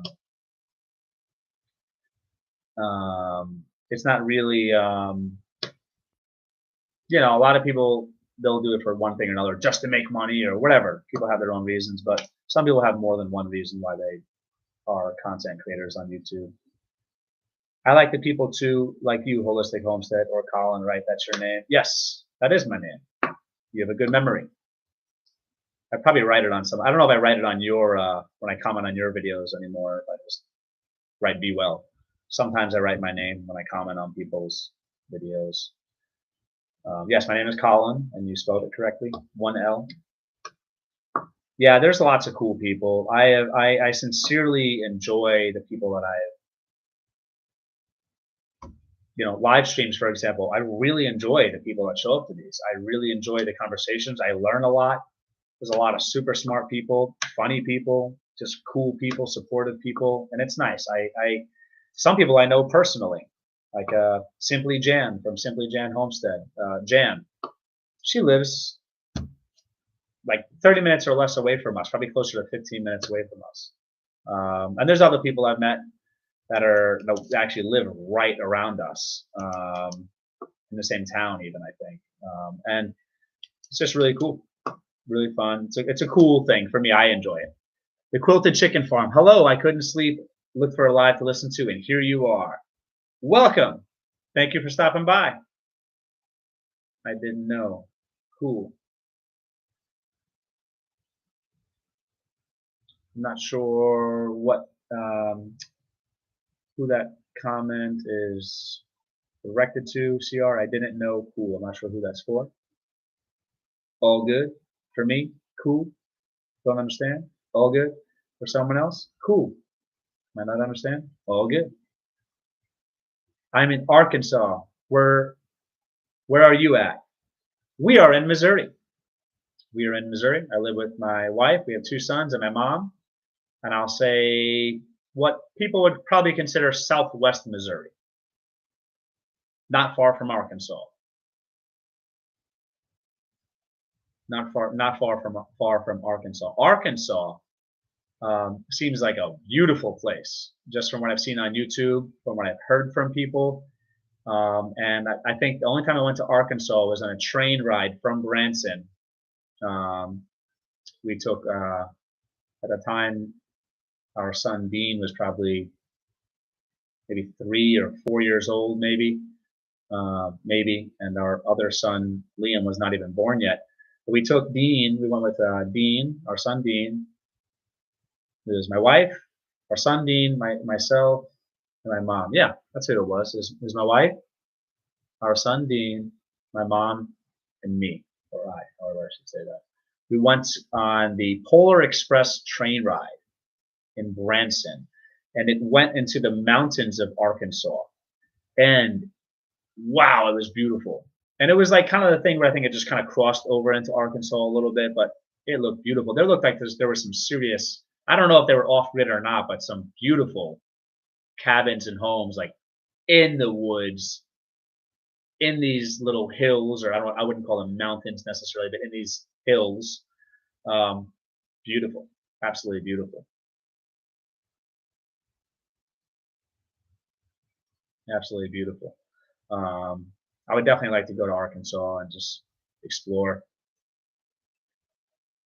Stacking with passion. I'm in North Carolina. Awesome, very cool. I've got some friends in, I want to say North Carolina. I should know this. If they're North Carolina or South Carolina, I really should know this. I could probably go look on a piece of mail, like a Christmas card they might have sent us, see their address. But I think I have friends in North Carolina. I want to say North Carolina. It might be South Carolina, but I'm leaning towards North Carolina. Where is Myrtle Beach? Is that North Carolina or South Carolina? I've been to Myrtle Beach, I think. I want to say once or twice. Well, I don't remember because I was young, I was drunk, and I was partying, and don't even remember if it was 1 time or 2 times. I'll say maybe once, at least once, maybe twice. Arkansas, that's the heartland. I bet there's good hunting there. Maybe. It looks like there's a lot of untouched like nature, so I assume maybe. Missouri hunting is very, very popular here in Missouri. Deer hunting in particular, I think. Glacier Shark. I was thinking about buying some real estate down there somewhere, maybe Kentucky. You should, Glacier Shark. You absolutely should. When I did research for where we were going to move at the time, our son Liam wasn't even born when we were in New York. It was just myself, my wife, our son Dean, who was like 2 years old, and my mom. When I was doing the research to move, I chose Missouri first place, second place was Arkansas, third place was Oklahoma. I did a lot of research looking up cost of living, property costs, crime rates, property rights as far as what you could do on your properties. Think about Missouri, man. The Ozark region, Missouri, I'm a huge advocate. And Arkansas, from what I know. My best friend, who is married to my wife, very, very close to him. He's like a brother to me. His mother and his stepfather live in Kentucky. I was there within the past year, I would say 4, 5, 6, 7, 8 months ago, whenever. And it was beautiful. Kentucky looked like a really, really nice place as well. Oh, okay. Myrtle Beach, South Carolina. Yeah, I've been to Myrtle Beach at least once. Partied it up down there. Did some stupid things. The Quilted Chicken Farm. Oh, yes. Lots of good hunting in my neck of the woods. That's cool. Kentucky is cheap. It is cheap. From what I've heard. Missouri might be just as cheap or maybe cheaper, possibly. You might want to look into that. Yeah, but Kentucky, freedom-loving people. Kentucky would definitely be a place that I would consider. I think it might have crossed my mind. The Carolinas, in my opinion, they're becoming too popular. They're like a second Florida now, and a lot of people, like New Yorkers like us, are just moving in there and just making it too popular, overcrowded. Not a fan of being crowded. Don't want to left New York because I don't want to be around people. And Tennessee also getting overcrowded. Property prices are really jumping up there. But to each their own. It really depends on what you want to do, what your goals are. I just want a small place where I can hunt deer. Missouri, man. Missouri. I'll find you some property super cheap. Be my neighbor. Be my neighbor, Glacier Shark. That would be cool. That would be cool. Huga Homestead, nice chatting. Good night, friends. Have a good night. Good night, Huga Homestead. Thank you so much for stopping by, and thanks for connecting to people. I think you might have connected to some channels. I think maybe channels might have connected to you. Thanks for stopping by, Huga Homestead. So yeah, I'm Missouri, huge advocate. And as far as the subculture of the people are amazing here. Amazing. I mean, mind blowing. Can't even explain it. Can't even explain it. Huge difference from how people are in New York. Dramatically different. And I've been to other states. I lived in Pittsburgh, Pennsylvania for a few years when I was younger. I've been to many other states. Been to South Carolina, been to Virginia, been to Ohio, been different places. And I could say Missouri has overall the nicest, just as far as being kind, the kindest, the most genuine people I've ever met, I think. Missouri is too expensive and has too many regulations is my impression, but I don't really know. Incorrect. Missouri is not too expensive. It had one of the, at the time when I researched, this was about 4 years ago, unless I don't think it changed that much. Some of the lowest, if not the lowest. I think Arkansas might have been cheaper as far as land, actually. But one of the lowest property prices in the country. It is absolutely free. It's ridiculously free. It's an open carry. All you need is your licensed state as far as freedom tools. Little to no permits. I was a business owner here, and I could tell you operating a business here is way easier, way less regulations, and the regulations they do have make sense compared to New York. Very, very free state. Super free when it comes to homeschooling. Just free property rights. You can do pretty much whatever you want on your property, unless you live in an HOA, which those are all over the country. HOAs are stupid, in my opinion, for the most part. To each their own, but they're stupid for the most part. Missouri, great property rights as far as what you can do on your property. You can do pretty much anything. No. I think I seen the tiny house YouTube thing where the neighbors kept calling the cops on this guy trying the homestead. Well, that's sad. People should let people live and let live. Oh well, compared to New York, yeah, New York is horrible, horrible place. That's my opinion as a person born and raised. My wife is raised in New York. She was born in Delaware, lived in the Philippines for a few years, but lived almost all of her life in New York. Yes, HOA is surely stupid. Really, it is for the most part, and it's sad what those people do. They bully people. They get really abusive with their powers, regulations. It's really stupid. and it usually causes a lot of problems, HOAs, for my opinion. So yeah, I mean, you'll find people anywhere that you could be in. You could be in Alaska, and if you have a neighbor, they could be the type of neighbor to call the cops or whatever, be nosy, whatever. You could have people like that anywhere. From my experience, we have neighbors not that far from us, and they're all super cool. And the one neighbor who is not nice, I think she's actually mentally suffering. So, and even her, she minds her own business. I mean, otherwise, everyone very much live and let live. People do all kinds of things here. They have freedom tools on their property and they use them responsibly.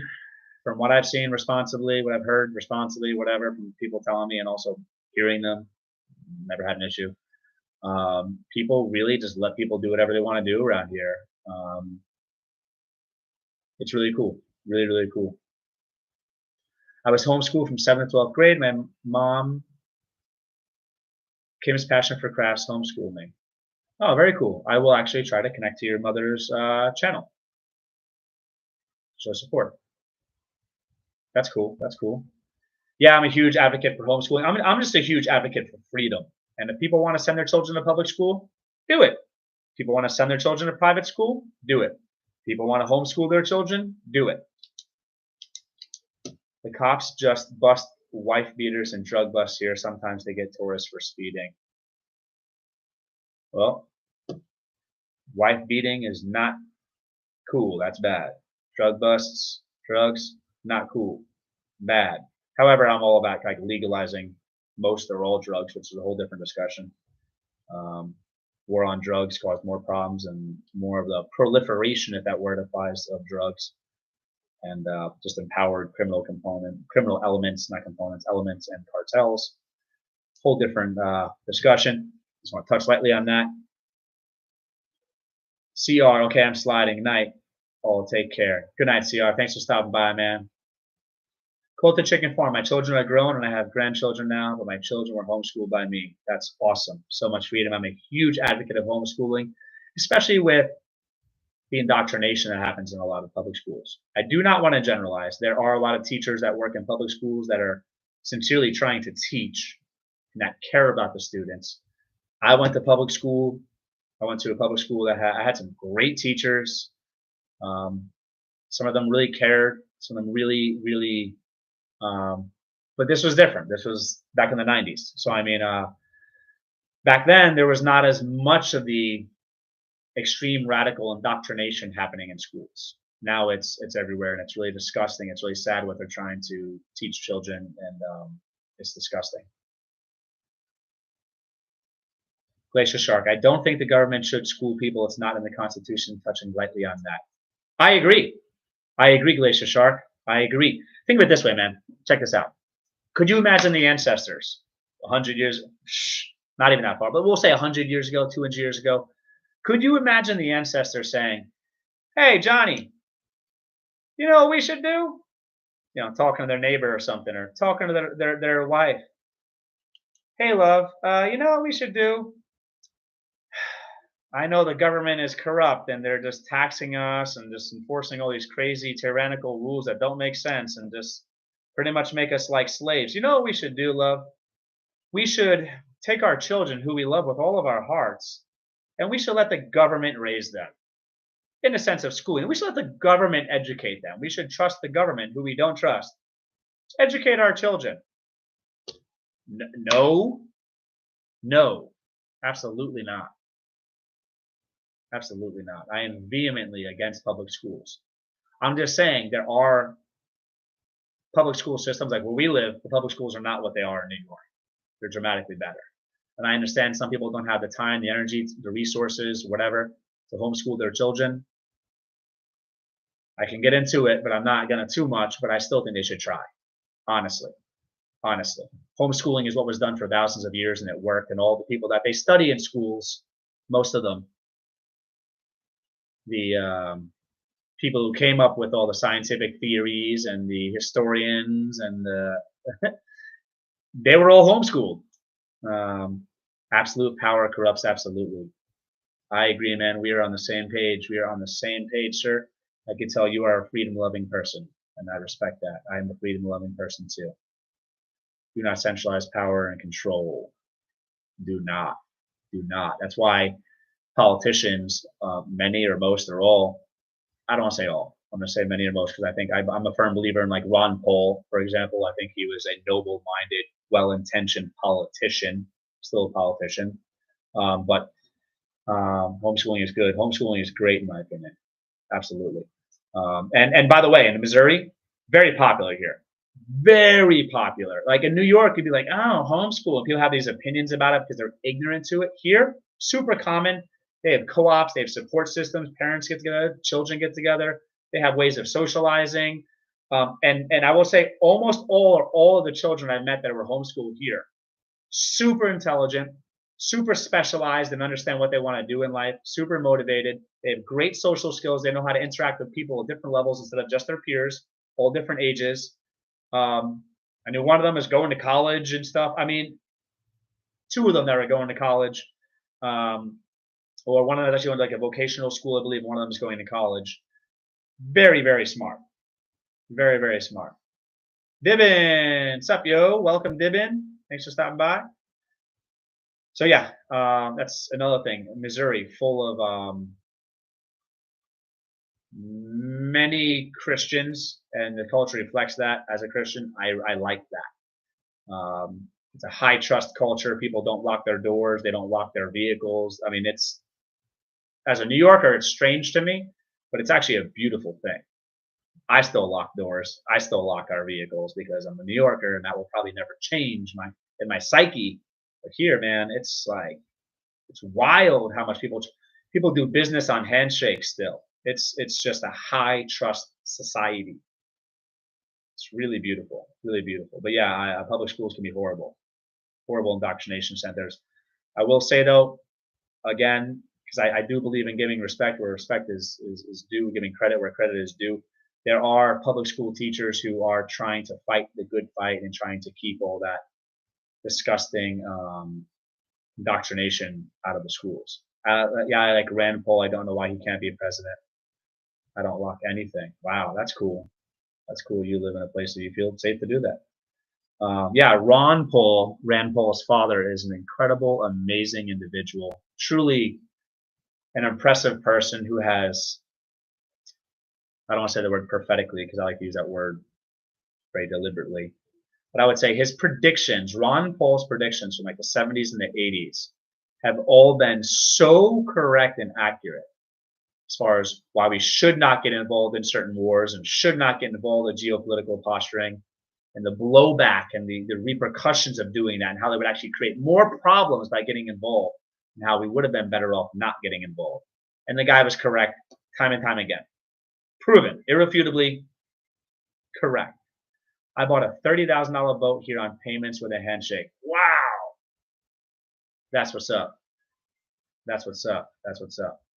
Stacking with passion connected to Dibin. That's awesome. Dibin connected back. That's awesome. Nice to see you folks making those connections. Nice to see you folks making those connections.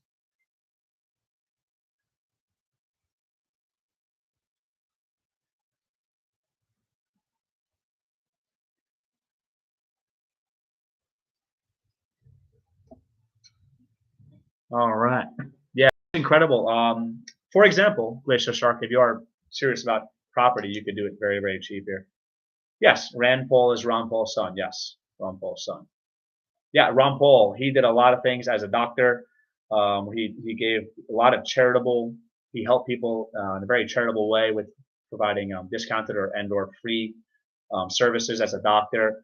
He made his money in the private sector, then became a politician. He wasn't some highly connected politician, or he wasn't some like from some dynasty or some legacy like the Bushes or the Clintons who got involved in politics. He was a doctor who did nice things for people, who had, he's intelligent. We need more intellects in politics. You know, politics are all garbage. We should get rid of most or all of it. That's a whole different thing. Don't want to get into that.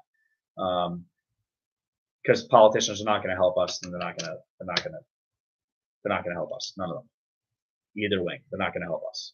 Unless we change the banking system, the monetary system, we will be free-range slaves, and it will continue in that direction. throwing that pessimism out there, but it's reality. It's irrefutable reality. It's a historical fact.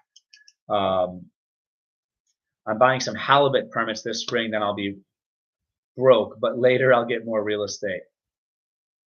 Halibut permits, that's cool, man. Yeah, get more real estate, man. Halibut is some yummy, yummy, yummy fish. Very delicious, in my opinion. Delicious. You make me laugh, Colin. Well, hey, listen, I get good for something. Hopefully, that's good. You laugh at me, you laugh with me, whatever, man. As long as you're laughing, maybe that's a good thing. I have some unpopular beliefs, but I am me, and I've landed on these beliefs from research and observing and thinking and trying to be realistic. So yeah, about the property. If you ever want a property in Missouri, it's very common out here. They have a lot of for sale by owner properties here, and they come up with very like personalized, dynamic contracts. You could literally like you could pick up a property for like $200 or $300 a month here, man. Maybe less if it's there's no house on. I'm talking like with a house, $300, $400, $500 a month maybe. Every climate controlled politician has like 10 houses, 20 private jets, 80 cars. No, Dibben, you're right. You're exaggerating, I think, but you're right. Hypocrisy. There's no sincere belief in that. Pseudoscience. Stacking with passion. I'm going to go. I hope you'll have a wonderful, blessed night of God's grace, and I'll see y'all later. Good night, everyone. God bless you, Stacking with Passion. Thank you so much for stopping by. Stacking with Passion, if you'd be so kind to remind me of your name or tell me your name if you never told me before you leave, that would be cool. So I can say God bless you and your name instead of your channel name. Thanks for stopping by, Stacking with Passion. You're very supportive and super, super kind. You just seem like a very kind-hearted person, which is really just awesome. Yeah, you're right in your beliefs. It's nice to hear someone whose brain isn't totally defective talk on YouTube. Yeah, man. Yeah, thank you, man. Well, first of all, not saying, yeah, my beliefs are right. I think they are, so I could say yes to that. But I was saying, like, yeah, it's nice to, refreshing to hear people that actually think. Really, it comes down to thinking. Jessica, I might have heard that before. God bless you, Jessica. Thanks for stopping by. Really appreciate it. Thank you so much. And I'll try to stop by your mom's channel and connect to her channel as well. Yeah, Glacier Shark. I was telling my wife the other day, we were talking, and I said, I was the guy growing up who, like, when I would go to bars, they'd be like, no politics, no religion, no whatever. Don't discuss those topics in the bar. And I would be like, what else is there to discuss? I don't care about sports. I don't care about lies in the media. I don't care. I want to talk about philosophy. I want to talk about theology. I want to talk about politics, even though it's all garbage. I want to talk about beliefs, things that matter. At the time, when I was in bars, most of the time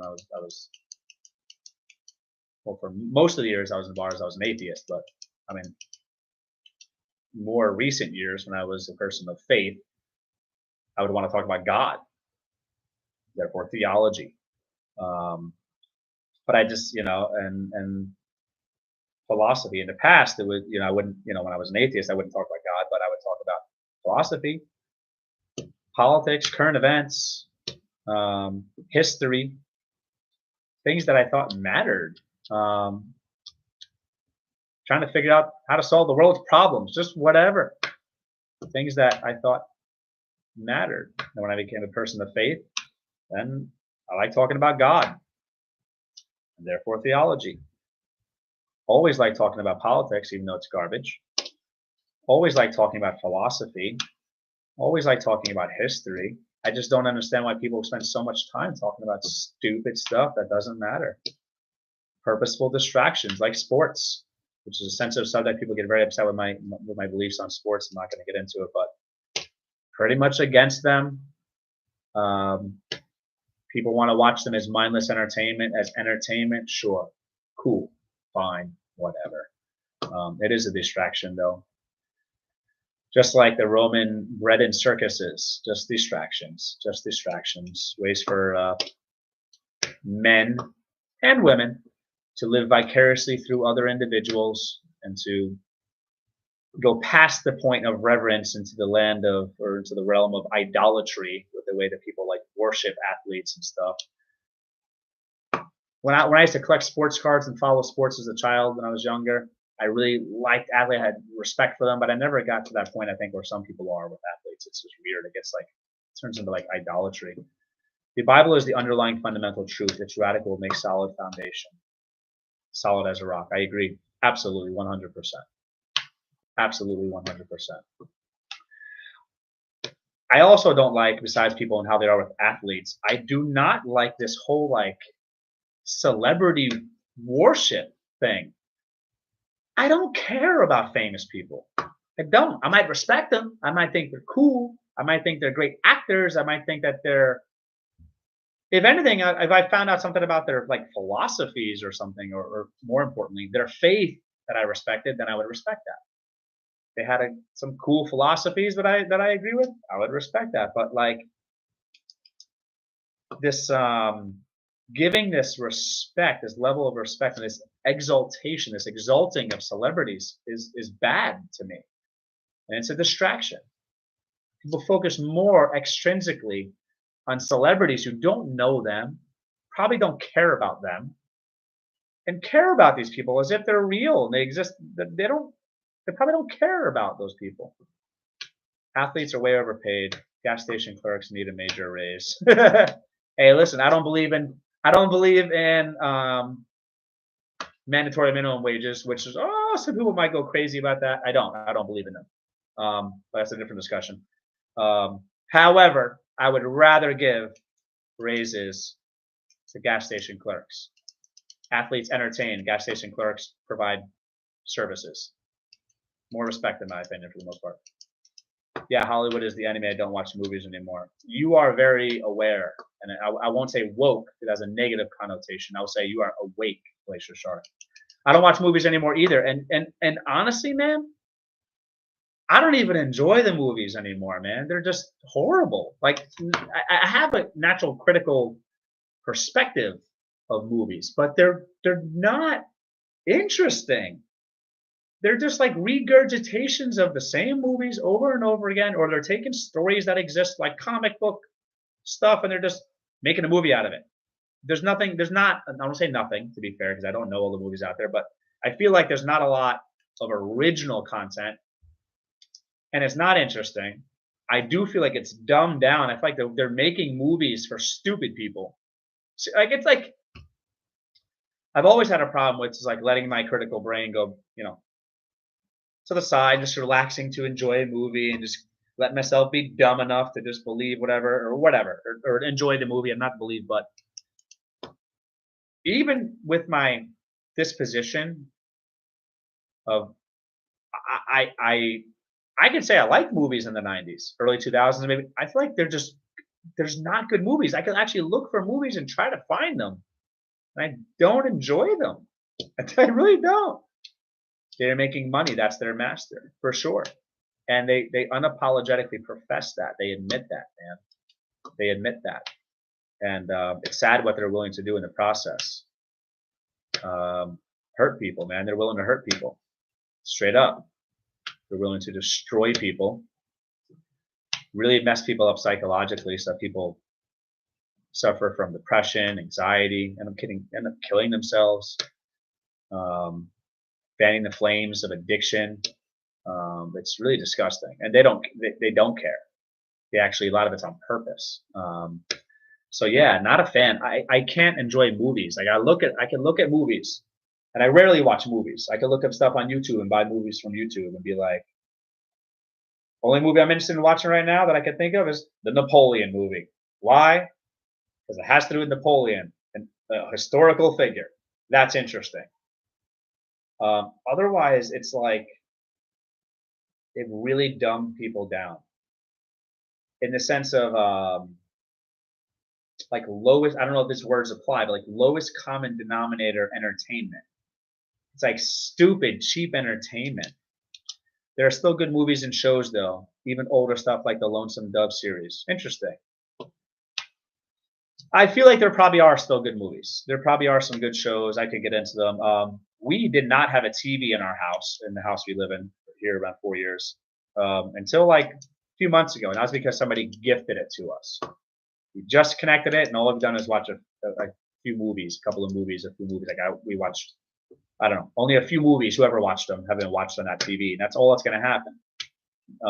Pure Flix is good, wholesome Christian entertainment. Just to give them a plug, Pure Flix has Christian movies and maybe series, Christian movies, and they're good. They're entertaining. They're entertaining, wholesome movies. A lot of them are based on true stories, and they have a great message, and they're entertaining and good actors or great actors.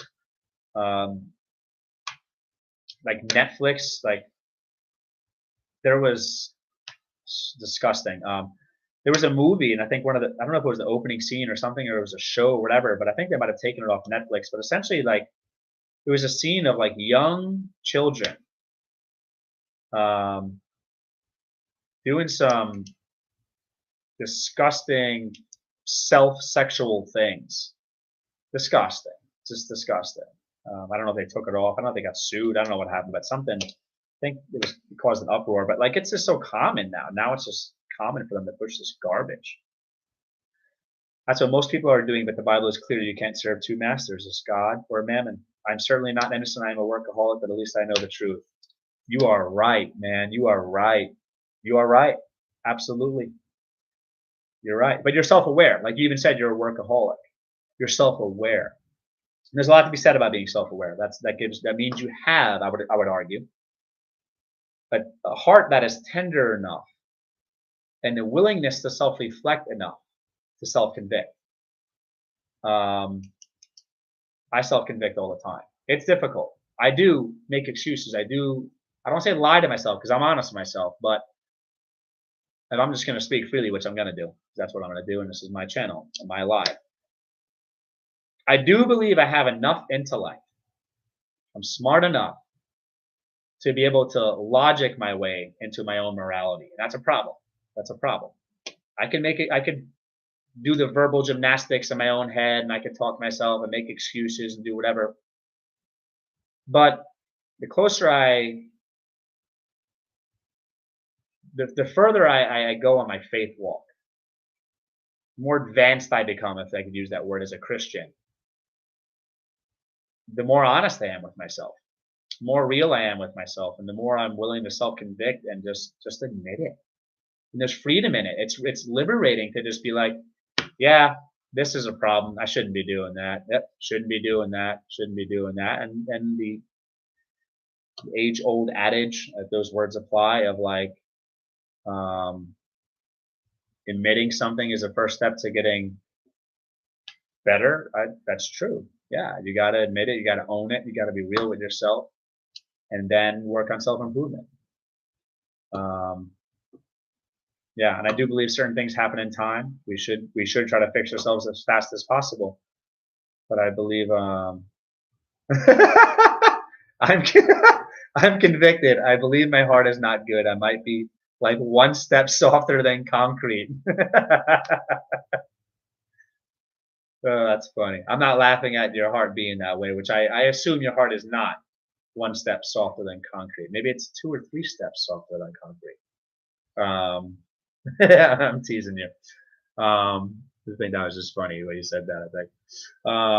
Yeah, man, it's all about just keeping it real. It's all about keeping it real with yourself. And that's another thing, being that my brain is on that topic, is I feel that people, they just lie to themselves. Or modern culture, popular culture, trending culture, just says, it's a satanic belief, doest thou wilt, or willst. Do what you will, do what you want. That's what, I'm not saying that, but that's what Satanists believe, and that's what pop culture says. Do what you want. Pop culture says, be selfish. If you hurt other people, who cares? It's all about you. It's very Machiavellian. It's very ends justifies the means kind of mentality, and it's sick and it's disgusting. And with that lack of morality, that subjective morality, which is another reason I love the Bible, because it's objective morality, with people making up their own morality, their subjective morality, it's very dangerous. Very dangerous, because people can justify a lot of things.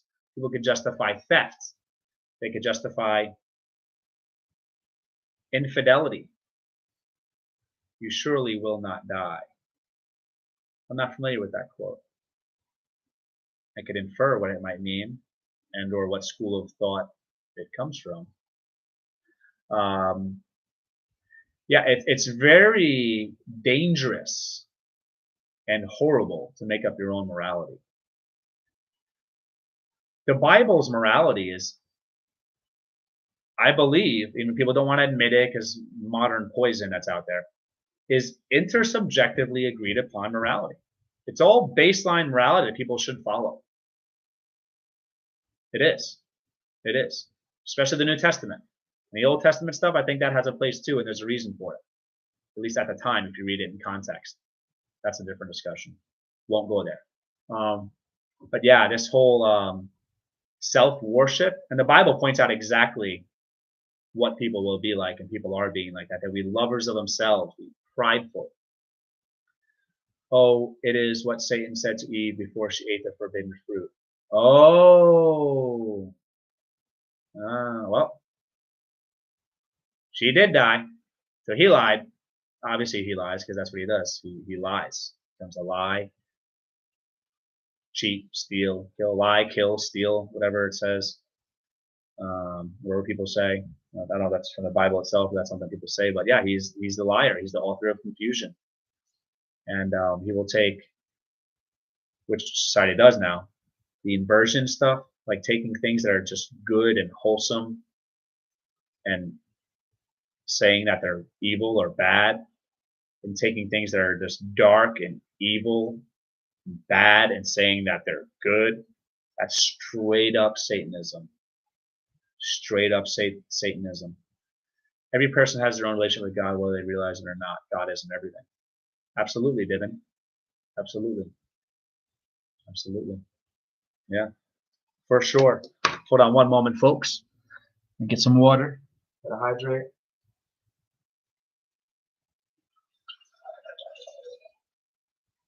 All right.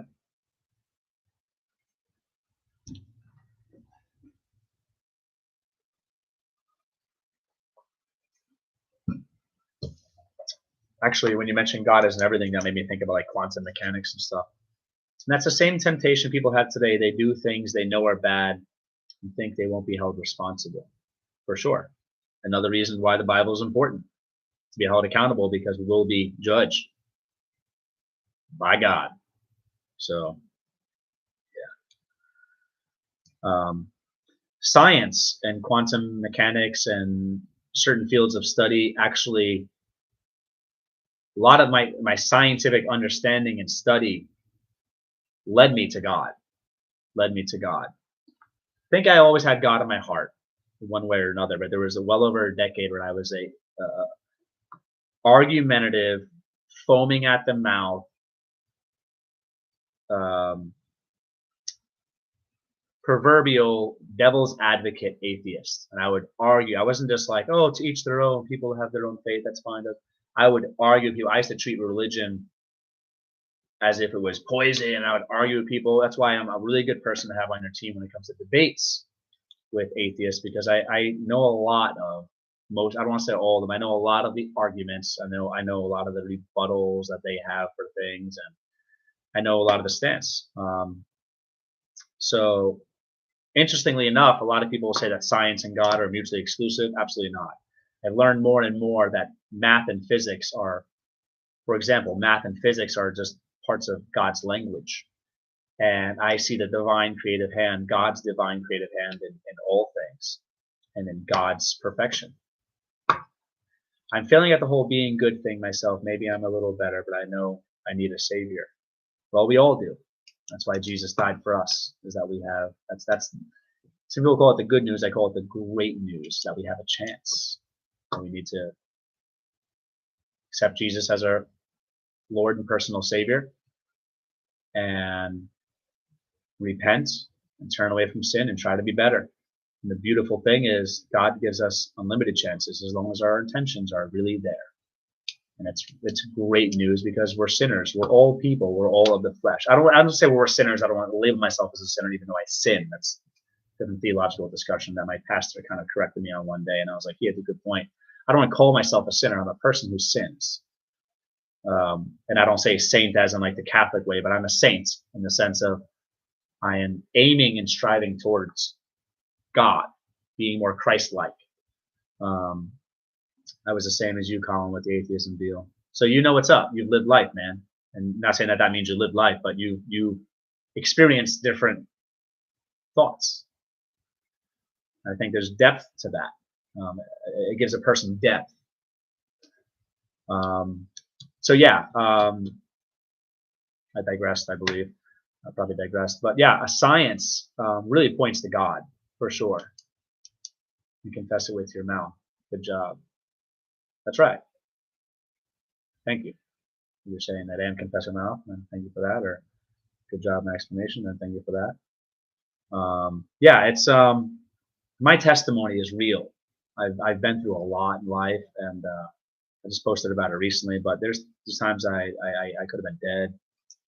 I should be in prison for things that I've done, and I've been through a lot. And there's too many things that have lined up with God's timing that have been beyond what would be probable in my life. I point to God's hand in my life. That's me. That's my experiences. My wife is a great influence with her discipline and her faith and how she really walks the walk and talks the talk when it comes to trying to just be a loving, compassionate, forgiving, awesome person. And she's just been a great role model for me, actually. And those things combined, life experience, and also studying history and getting into studying the occult and all the darkness in the world, you can kind of reverse engineer your faith and see that God and the light is so real because you know the darkness is real. It all converged and came together to making me believe, and I'm so sure. I'm so sure of my faith. I'm so sure of my faith, and life experiences and understanding of history and the occult and certain studies and science and other people's testimonials and my wife as being a great example for me, setting a great example for me. All those things combined, and maybe another reason or reasons have led me to being a Christian. And I'm so happy that I am. My life has gotten so much better since I've been trying to be a better Christian. Trying to be a Christian, and then as I became a Christian, trying to be a better Christian. Yeah, sorry so much for homesteading. Sorry. So yeah, sorry so much for homesteading. I derailed the conversation. All the people come in to look for gardening advice. Freedom by me, what's up, man? Hello there, Triple H. Freedom. What's up, Freedom by me? There's a good man right there. There's a freedom-loving man. Freedom by me, you missed it, man. We were talking about all kinds of freedom stuff, freedom things before.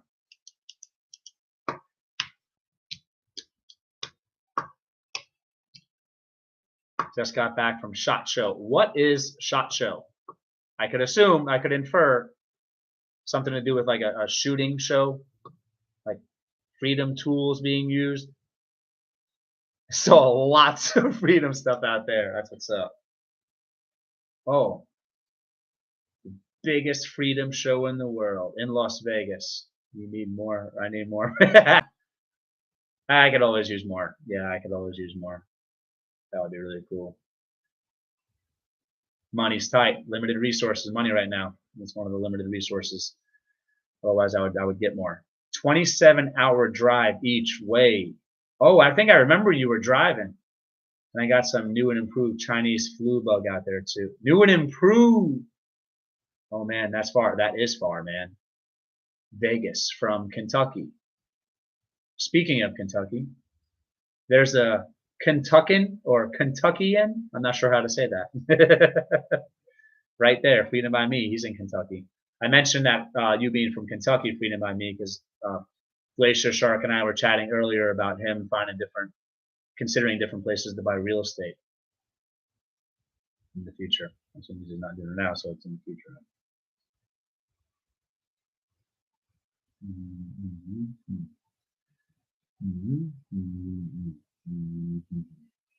Okay.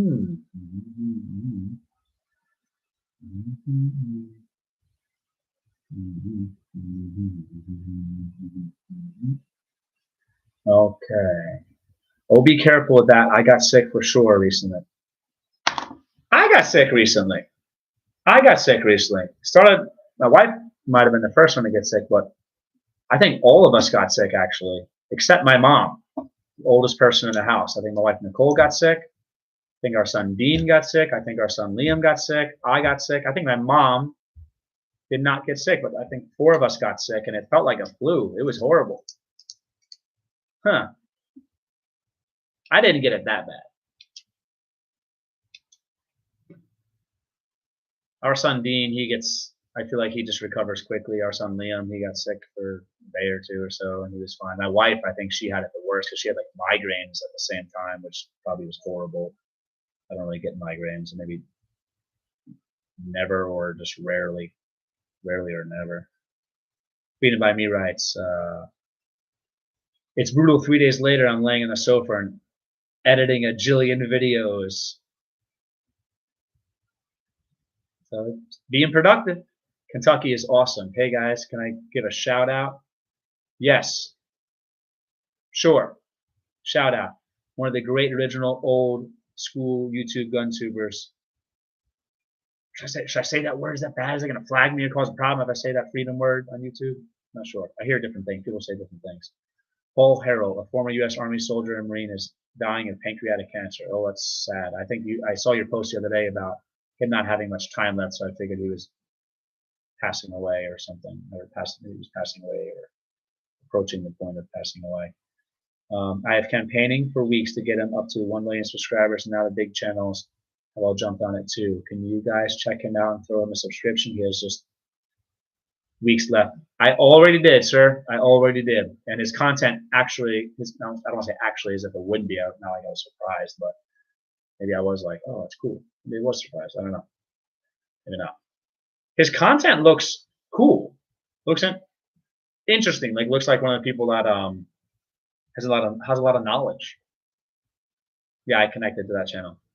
His channel. He's still making videos with terminal cancer. But he said his last video is probably the last one he will make. Oh, ouch. That's sad, man. Oh, that's sad. That's sad. That's sad. His content is really good. Check out his top 5 for the pandemic video. Oh, I will check that out. That sounds interesting. I like things like that. I like those types of videos.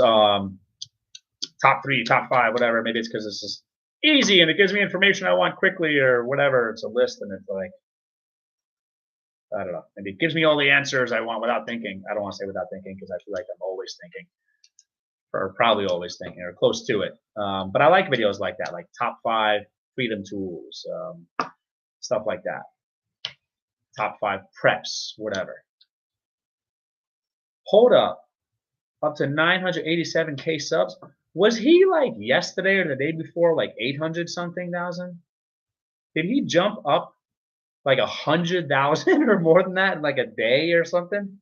I thought I subscribed to his channel, I think like yesterday, the day before. Oh, well, maybe it's considered the day before yesterday or whenever because it's 1:12 a.m. here. I think that's correct. Yes, the big tuber channels are all pumping on. Oh, that's what's up. Ah, that's cool. Oh, so he's really close. 13K away. Oh, if he's got that big channel supporting him, folks like you supporting him, I feel like he's probably going to hit that 1 million soon. Hey, and also 1 million subs. That would be nice to pass on to his. I'm assuming. I would say I hope he has family because I hope everyone has family. I think family is amazing. Maybe he has family that he could pass on his channel to, and that would be a nice gift for them. I was thinking monetarily that could help them. And also, now that I think about it, it might be nice to just have a nice library of his information and his videos. He's giving it to his older. Yes. Oh yeah, no. I'm in, no problem. Oh, cool. So that means I'm assuming that Glacier Shark means that he connected to that channel. He's getting it to his older brother Roy. Oh, that's cool, man. That's cool. Wow. Wow. Well, I assume he's going to hit that 1 million subs soon. Because I really do think it was like, literally, like, within a day or so, he was like 800 something thousand. So he jumped up a lot, super, super quick.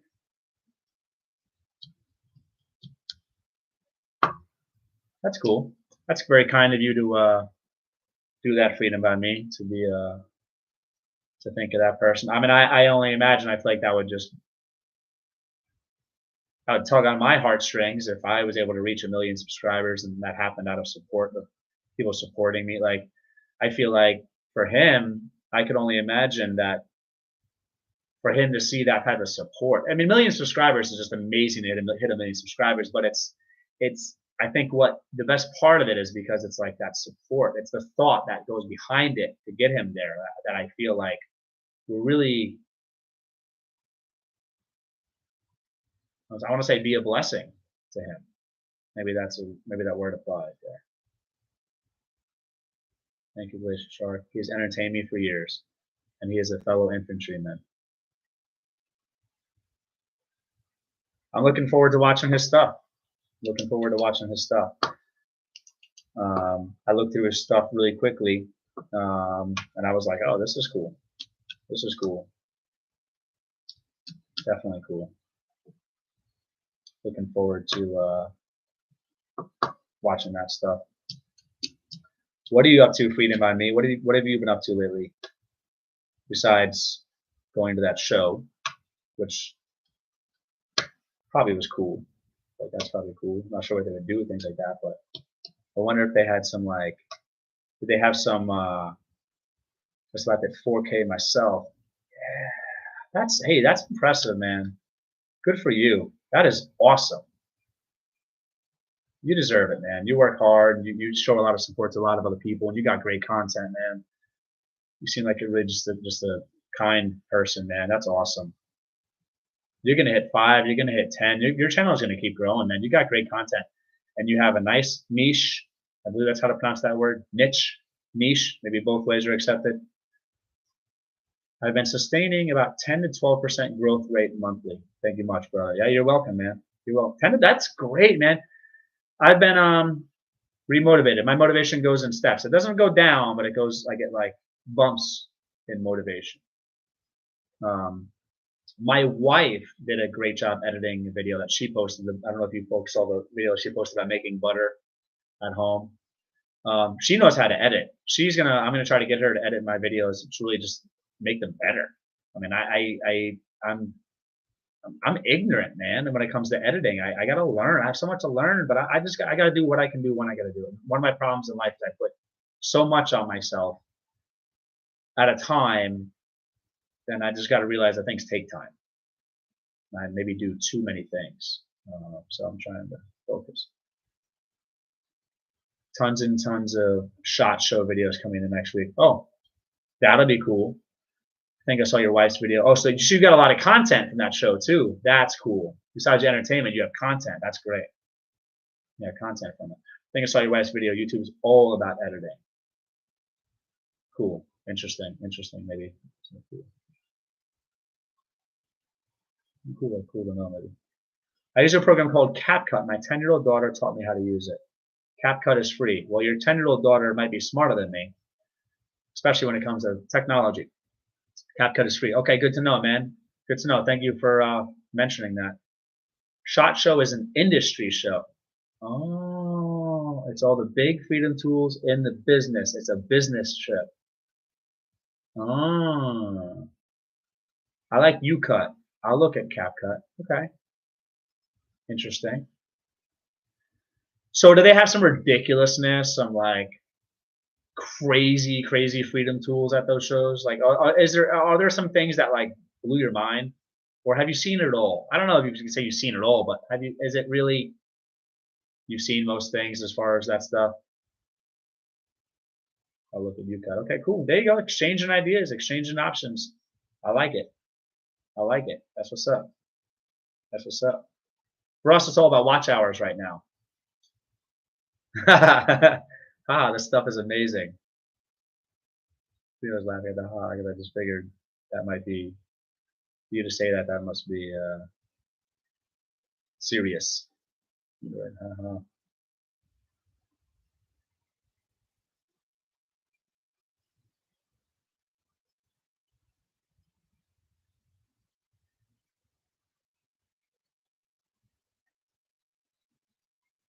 Check that out. I'll check it out later because I don't know how to really do it. I mean, I could open tab it maybe, right click. Let's see what goes on here. Do not open link in new tab. Don't know if I'll be able to watch that while I'm on here. I will not be able to see myself. Maybe I should not. I'm going for it. Should be able to click it, then skip past my 15-second intro.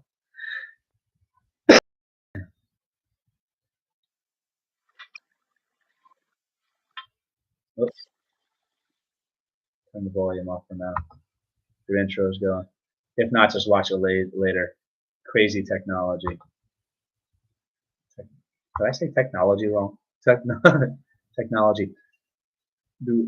Oh, interesting.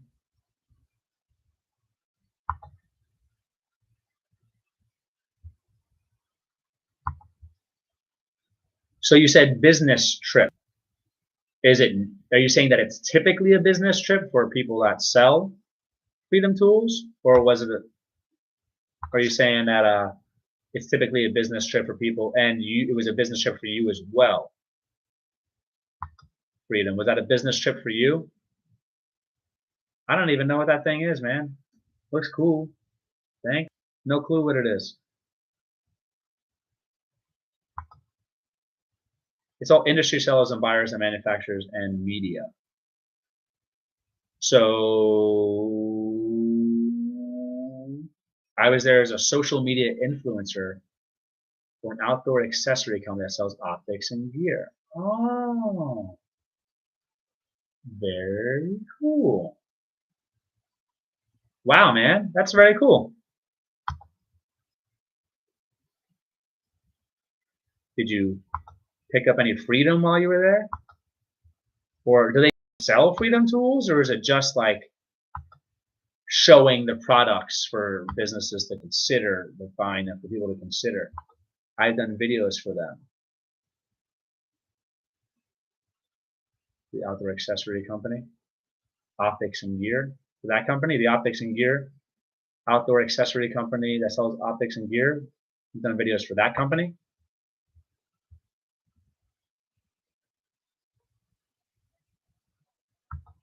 Yeah, I have no idea what that thing is, man. Not a clue. Looks cool though. Yes. Oh, very interesting. Very interesting, man. I need one of those robot mortars for the sea lions.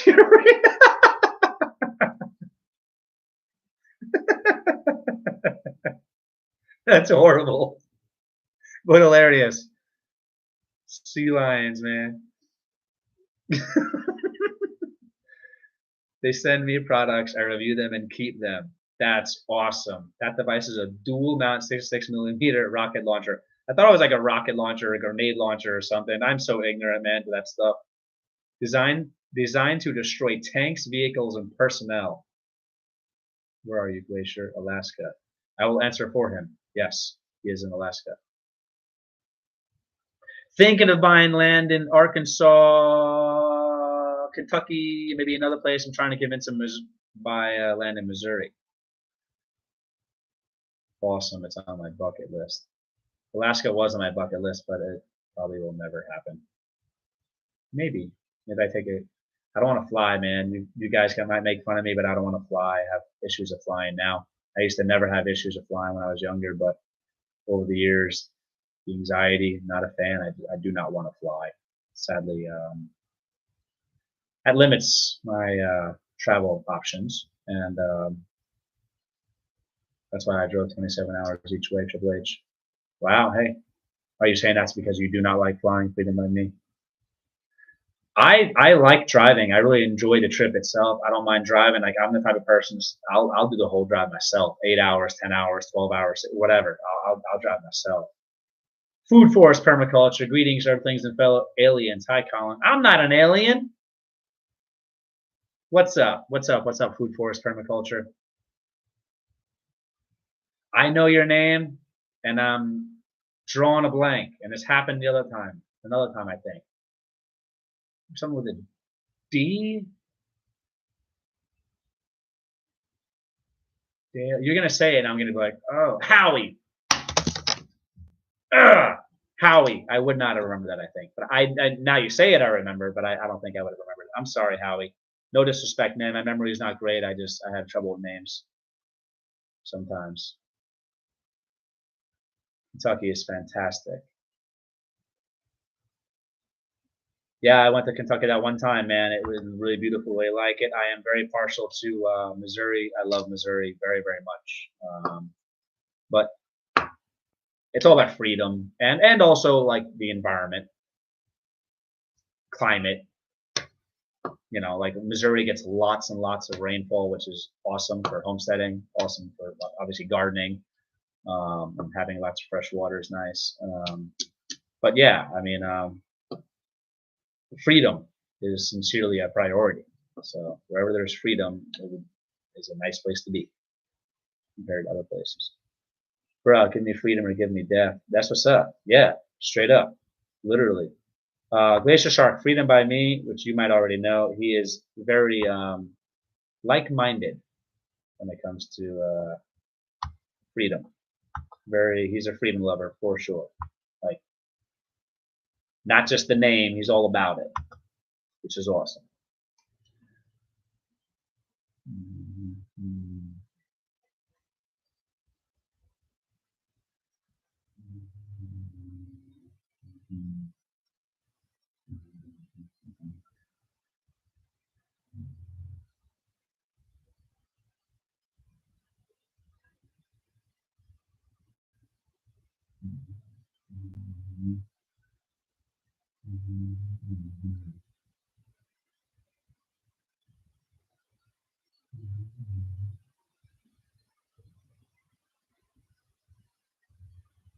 Okay.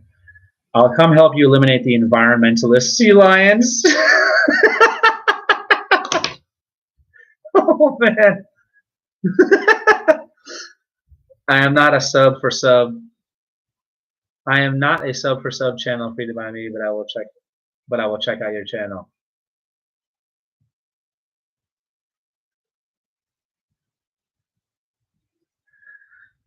I'm not a sub for sub channel feeded by me, but I will check out your channel. I respect the honesty. That's what's up. I respect that hardcore. I respect that. I don't mind that. I don't mind that connect for connect kind of thing. I try to just find things I do like with people's content. The problem is what I don't do is I usually, when I say usually, do not connect the channels where the content is just straight garbage. Like, but even then I'll do it because I'm like, oh, maybe they're a nice person. It's just nice to be nice, and I'll just show them support. But like when they have endless videos of them like opening bags of candy or like children's games or like ASMR stuff, it's stuff I think is stupid. I still try to show support, but I don't lie though. I don't say, oh, so interesting, awesome video. I'll just be like, watching, stopping by, be well. I struggle a lot. I don't like lying. And I won't pretend that I like people's videos if I don't. Okay, I'll -1 you then. Waiting for spring so I can get cool weather crops growing, Colin. Yeah. Oh man, I'm Howie. I got so many seeds planted. I got stuff cold stratifying outside in seed flats. I got stuff cold stratifying in our refrigerator. I got our citrus indoors right now. Way too cold for that outside. I got a lot of stuff started. Got some stuff going, or seeds planted. We'll see what happens. I'm just want to get outside so much, man. I want to grow functional, not just edible, functional plants too. Like plants that we could use as, I mean, medicinals, which that's food, medicine, ingest it, whatever. Medicinals, specifically with the focus of medicinals. I want to grow like loofah, so we can grow sponges, not spend money on buying stuff at the store, all natural, healthy, healthier stuff. Things we could use as dyes, things we could use to make baskets with. I'm thinking like, I think I've always thought of that. I thought those things are cool, but I like the idea of growing things that are not just food too. I'm all about food first and foremost as far as growing focus, but I want to grow the gourds that can be made into bird houses because I really like birds a lot. I like to put those on our property, the bird houses. I'm just thinking of different stuff. Yeah, whatever. Whatever makes you tick there, Freedom. Howie's cool. Howie's cool. I'll +1 just won't watch the content if I don't find it interesting. No. Not, I do like watching the content because it's usually supportive, but no harm helping out fellow small channels. But hey, I have no problem not helping out fellow small channels. They go out of their way to irk me within seconds of meeting them. I don't know how they would irk you immediately within meeting them, but I mean, people can irk people. However, I don't know if I've met many people that irk me. There's some people that have like, maybe irked me. Maybe they have. Where I just, whatever. For me, I try to be real, man. Like if people have really, really different beliefs in life, like different faith. I like Christians. I'm a Christian. If they have a different faith, okay. I still want to lead them to Christ. I won't do it in a pushy way. I won't do it in a solicitous way. My job as a Christian is to try to lead people to Christ. But I respect people and their beliefs or lack thereof. But when people have different philosophies on life, I find it very difficult. I don't get along with communists. I don't. I won't. I cannot support communism. I cannot support that ideology. I cannot support the deaths that happen as a result. I'm not going to support a communist channel. I won't do it. If a channel is like satanic, I won't support it. If a channel is, they're not Christian, okay, I can support them. I think they should be Christian. But if they're not Christian, I can still support them even if I think they should be Christian. Satanists, I will not support. Anti-Christian stuff, I will not support. Stuff that is like disgusting stuff, I will not support. Whatever I consider to be disgusting, I won't do it. I won't do it. They can keep their +1. I don't want it.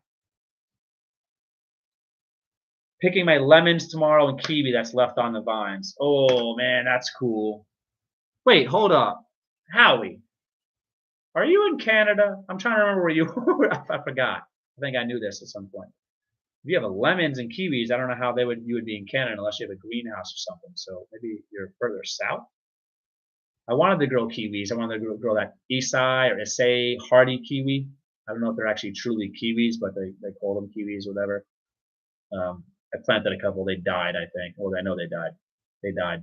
Not sure necessarily why. I think I also broke one of them at least. I was hoping it would come back. Maybe I don't remember what happened, but I planted 2 of them. Didn't happen. I believe the hardy kiwis or certain types of kiwis they require, maybe all kiwis require like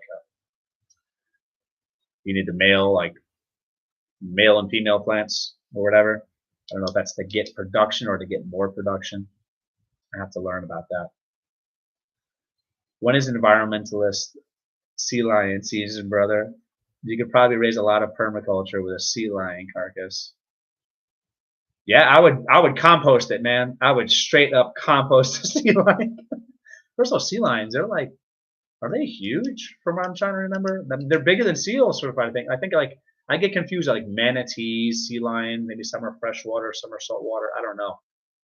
If sea lions are what I think they might be massive. Huh.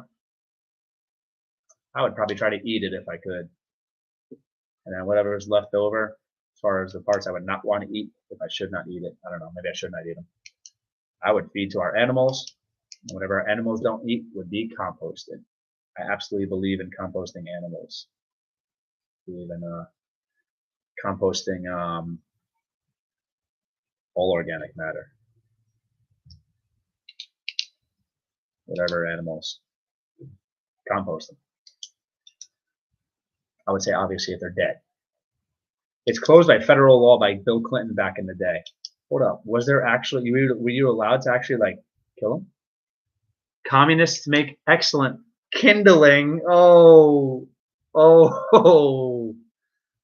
Tweeted by me. Same here. I have unsubbed from channels I liked when the creators revealed they're pinto communists or Satanists. I don't support it. I won't support Satanists. I won't support communists, no matter what. Not worth a subscribe. I'll just focus on people that I like. Or the people I don't necessarily like, but as long as they're not doing anything harmful or whatever. Whatever. Takes no talent to hurt and kill earthlings, but it takes real talent to heal earthlings and bring them back to life. Humans. I believe we're talking about humans. Yes, I am a big fan of love. I'm not a hippie, but I'm definitely a lover. Done enough fighting and violent and stupid things in my life. I'd rather just be positive and spread love.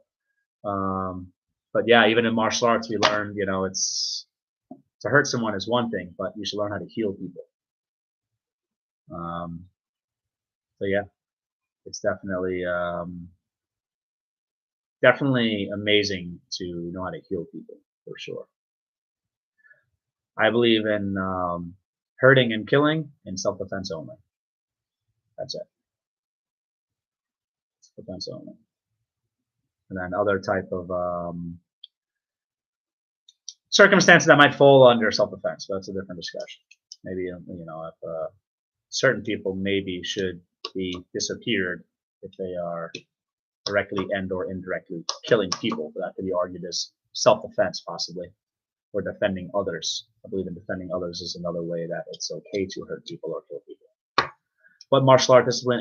Triple H. Quite a few. My core art, I started in traditional martial arts with Kempo Jiu-Jitsu, and trained for years in that. Got my second degree black belt, was ready to test for my third degree black belt. Was a teacher for years. During that time and after that time, I was exposed to boxing, Muay Thai kickboxing, American style kickboxing. I trained in Brazilian Jiu-Jitsu a little bit in Filipino martial arts as far as like stick fighting, like Kali. Dabbled a tiny bit in Filipino knife fighting. Just a lot of martial arts, man. Just different combat arts. Kung Fu. I trained in various branches of Kung Fu. Kun Lun Kun Kung Fu, Hung-Gar Kung Fu, Wing Chun. Different stuff, man. I loved it. It was a big part of my life for many years. I used to do Northern Hung-Gar Kung Fu. That is amazing. I might not have even known there was a northern branch of Hung-Gar. Hung-Gar. Yeah, Hung-Gar is awesome stuff, man. Yes, sea lions get culled even to this day, but they used to be shot indiscriminately. There was a market for them as crab bait here. Interesting. Me and Triple H are going to come up there and repossess.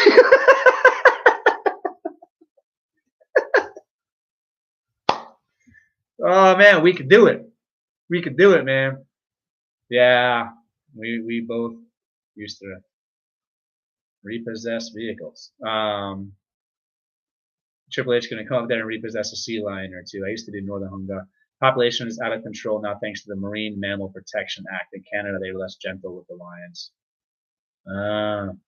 You look like a karate guy, Triple H.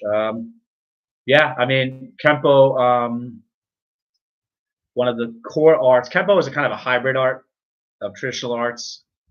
I mean, Kaju Kempo is like karate, judo, Kempo, boxing, like Western boxing. I believe those are the core arts. The Kempo karate is a hybrid art that came actually from Hawaii onto mainland America. There's interesting background, kung fu background to it. There's definitely some Japanese karate. I'm air quoting for whatever reason, karate background to it. Northern is long fist. Oh yeah, man. I've done some stuff, some northern styles. For myself, being an earthling and clinging onto this little blue marble flying through space at thousands of miles an hour leaves my living spirit in awe at this awesome planet. This planet is awesome. This planet is awesome. I wonder what one of those 66 millimeter law rockets would do to a sea lion. I used to live in Hawaii. Whoa, wow, that's cool. Big Island, Hawaii, and Oahu. Yes, food forest, Earth is amazing. It is. It is. And I believe arguably inherently more sustainable than a lot of people will tell you nowadays. I feel like if we just get out of the way of nature or work with nature and just have baseline respect of resources, the world will heal itself. It always has, it always will. Like hunting. I think hunting is great. And actually a lot of the money that goes towards hunting supports the proliferation of species and everything else. The big lions are like 2,000 pounds, I think. Well, that's the weight of a car, man. That's a car. That's a swimming car. That's crazy. That is crazy. Crazy, man. Crazy, crazy, crazy. I visited there for some time myself, Freedom. Wow. Hawaii looks like the word would be paradise. I heard very expensive. Well, what happened in Hawaii recently? Forget about it. Don't even get me going. Conspiracies that are true. Probably true. A lot of crazy stuff just happened in Hawaii, and a lot of stuff doesn't add up. And people that are very smart people are saying there's a lot of dark intentions, a lot of bad things that have been done on purpose in Hawaii with the fires and things and real estate grabs and whatever might be going on there.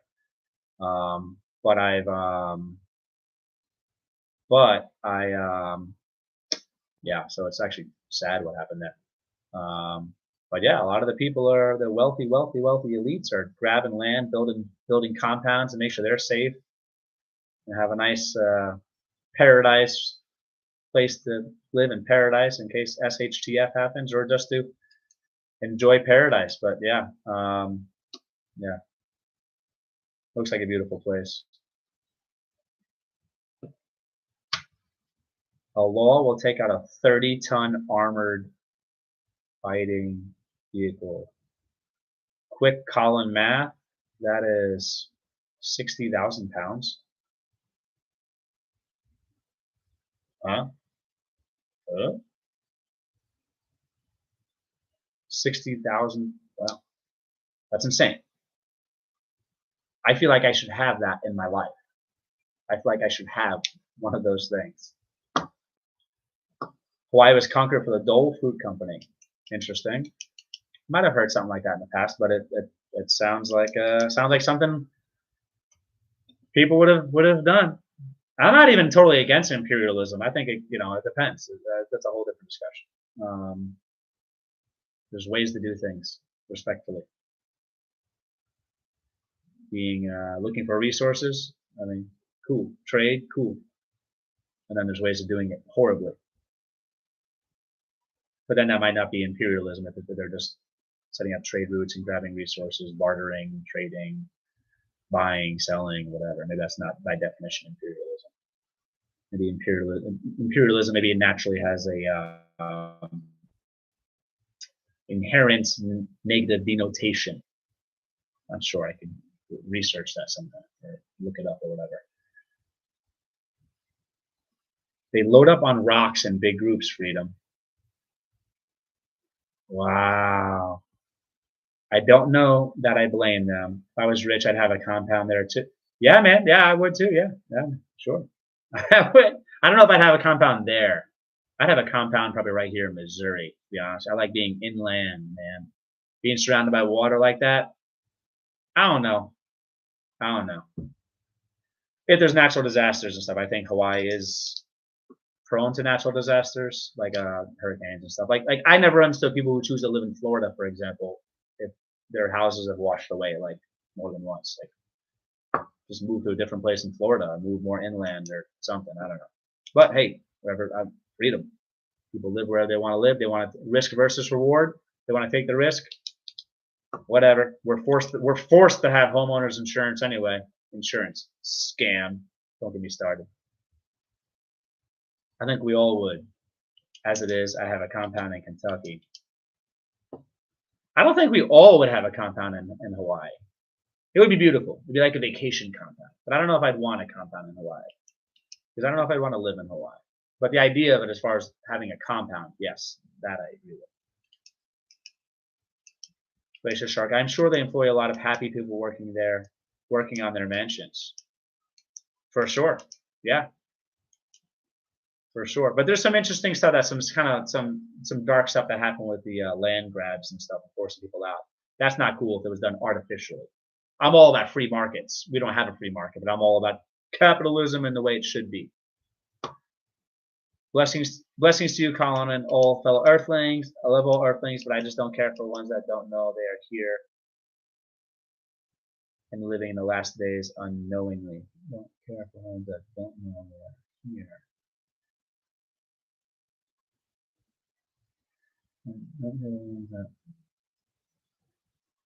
Don't know they're here. I believe we are living in the last days.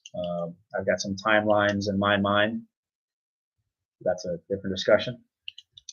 Eschatological discussion, that might be the word. Eschatological discussion. But yeah, there's a lot of people that have willfully ignorant, Howie. I do personally think we are living in the last days. That's not pessimism, that's reality. And I think when I say last days, I mean years or decades, possibly. But yeah, we're accelerated in a bad direction. Yeah, I'm not sure what the yeah was in response to. Maybe to what? Food forestry? This thing does not want to go up sometimes.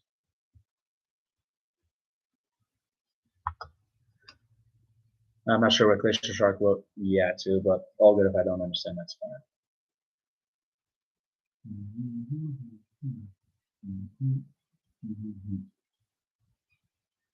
Let's take over Canada.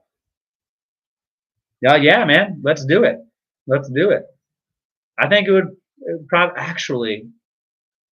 I think it would be really easy. I heard. I think it's a lowly populated country. I heard something recently that they have like very tiny army and / or police force or something. I don't know. I heard some type of thing that made it seem like it was like underwhelming population. I don't know if it was the population itself or if it had to do with their law enforcement officer population and or their military population. I'm just a squirrel trying to get a nut until God calls us all home. Yeah, living life, man, trying to navigate life. Hawaii is literally a volcano.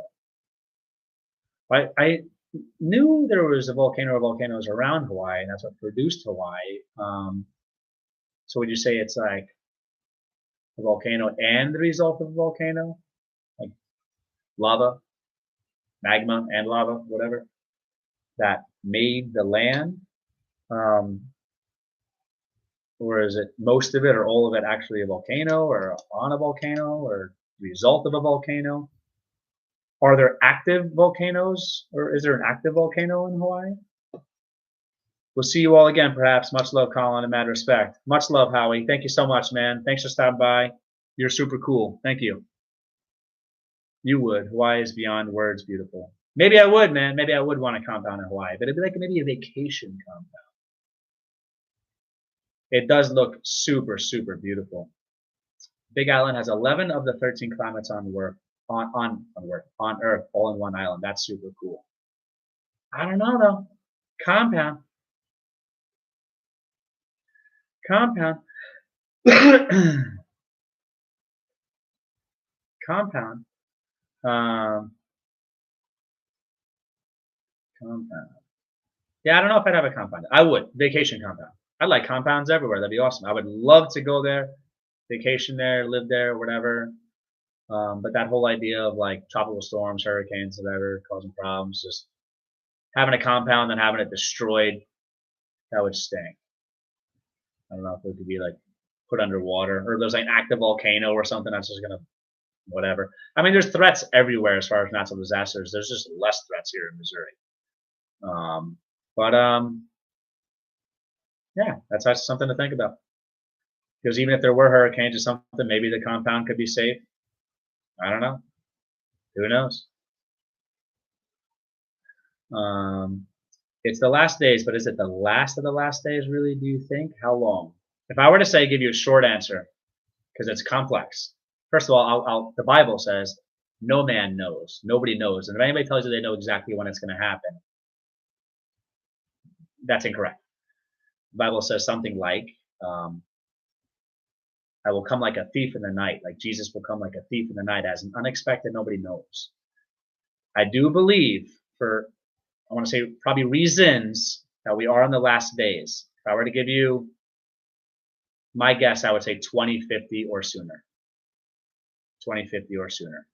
And I think that if we do make it to 2050, if there's no rapture, which goes into pre-trib, we're in the trib, post-trib, all this really deeply theological, eschatological kind of discussions, I would say if we do make it to 2050, that the world as we know it will be just a horrible existence. And I think that actually by 2030, the world's going to kind of really be in a rough place. Between 2030 to 2050, I think there's going to be things that will be put into place by powers that be that will make life horrible for most people. I agree with the permaculture's last day's writing there. Yeah. Oh, yeah, I agree with what he said about that. It is a volcano, like Hawaii's a volcano itself. Wow. They complain about guns and stuff, but we will carry them in World War III unless the rapture happens first.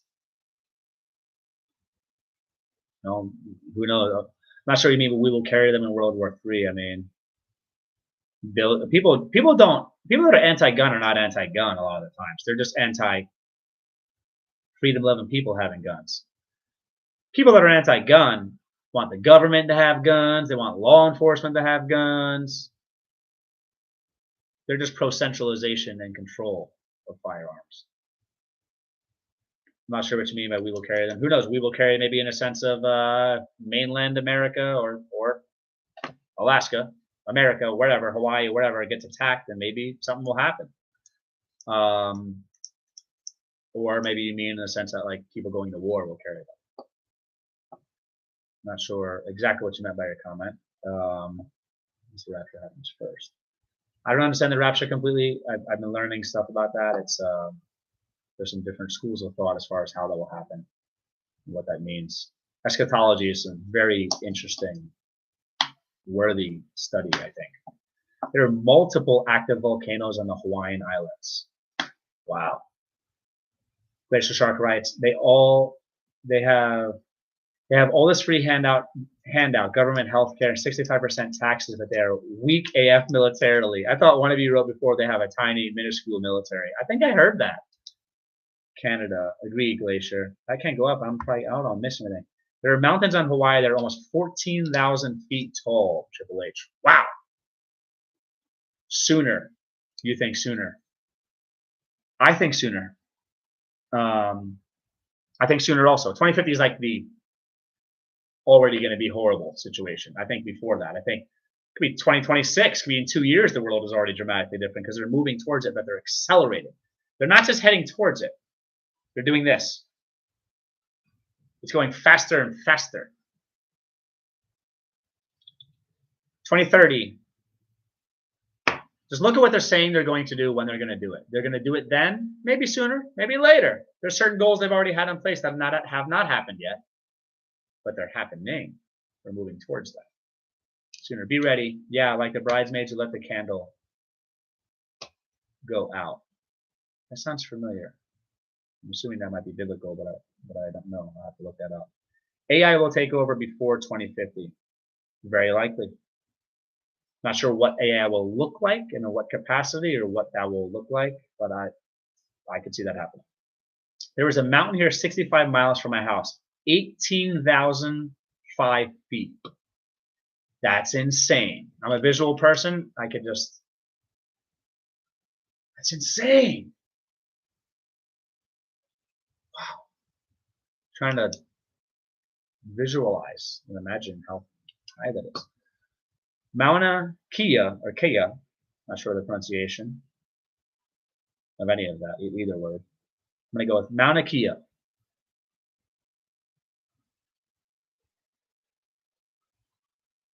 I'm going to go with Mauna Kea. Actually goes over 6,000 feet below sea level. It's the tallest mountain in the world, but Everest is higher because it's all above sea level.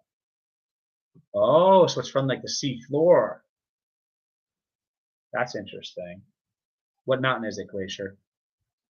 Well, if people don't have the tools, then nobody knows how to use them. It's not easy. Marksmanship takes time to learn, for sure.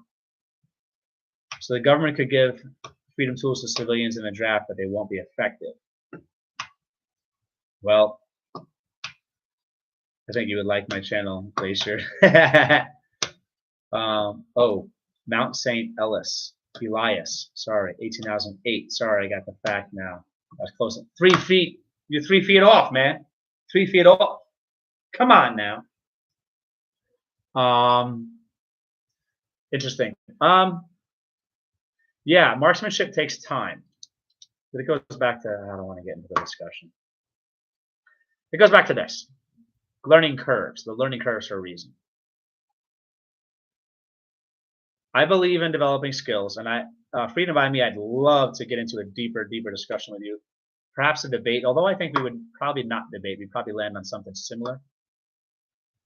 Having preps and things versus knowledge and skills. If it was either or, I believe in both.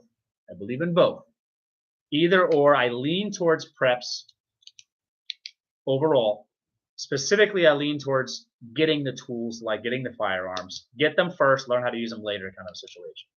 Because time sensitive. For example, and you might agree with this, laws are changing all the time. And they're immoral, many laws. People should get the tools now. They shouldn't wait until they go and take classes and become a marksman. And then they're like, okay, now I'm going to go and get my first freedom tool.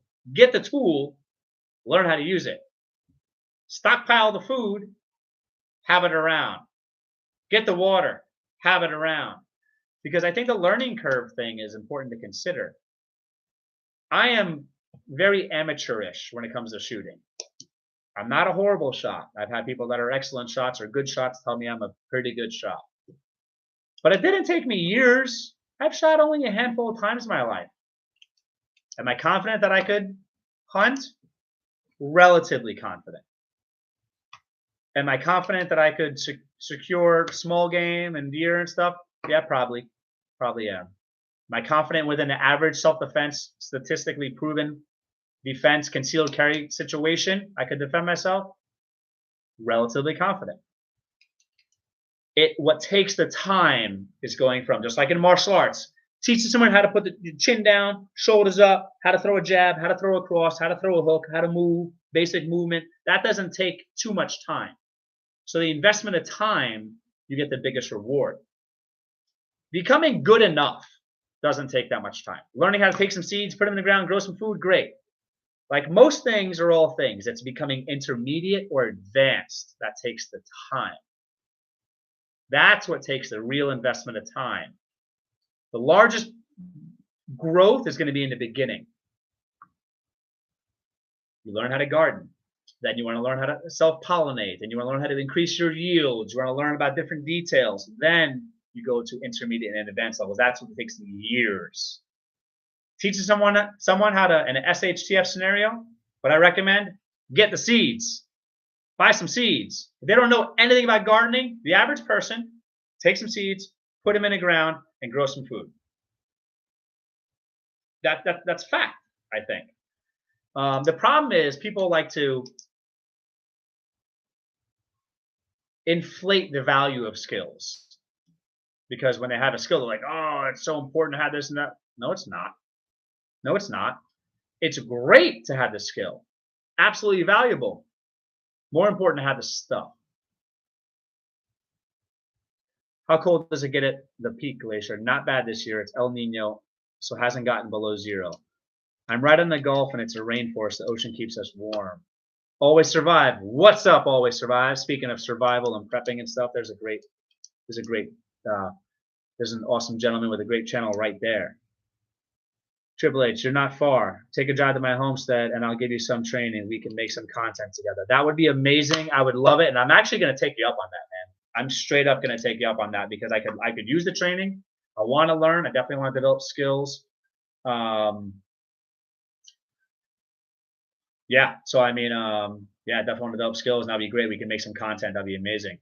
I'm posting a video in a couple days where I'm shooting 3.1 inch barrel Smith & Wesson shield at 18 by 24 inch target at 100 yards with iron sights.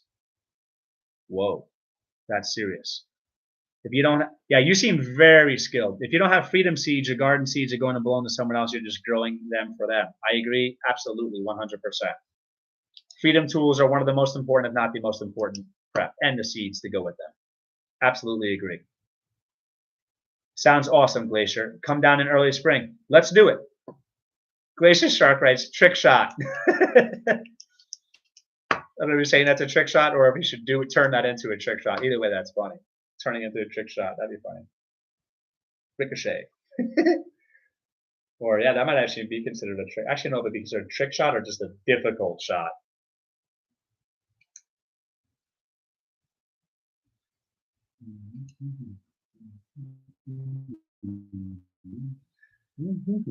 Maybe like, that's tricky, that's difficult. Maybe like, that's tricky, that's difficult. Maybe like,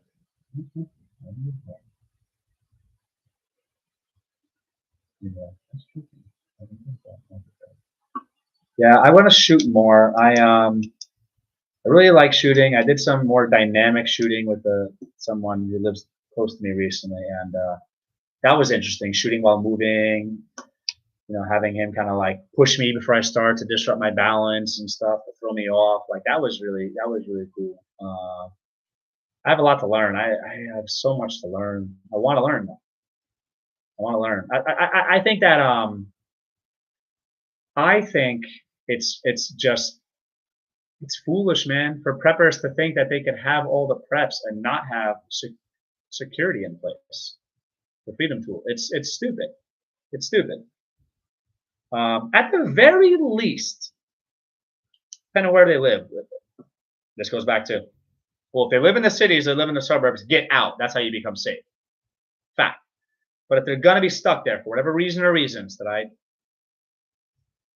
think are foolish, because I think if they care about their lives, well, if they care about their, I always put my family first, so if they care about their family's lives, because they should put their family first too, in my opinion. If they care about the lives of the people in their family, they should move elsewhere. But then after that, if they care about their own lives, they should move elsewhere. They should move elsewhere if they're living in the urban area, suburban area. But if they're in that area, or those types of areas, at least think of perimeter security. I'm not recommending booby traps or anything. I would never condone or promote or recommend that. But there's things people can do to be a little bit safer. Non-lethal things. There's some real creative ways of being a little safer. Just saying. Security is so important. I killed a moose once with a 454 revolver, Freedom. It was epic. Awesome. What caliber, Glacier?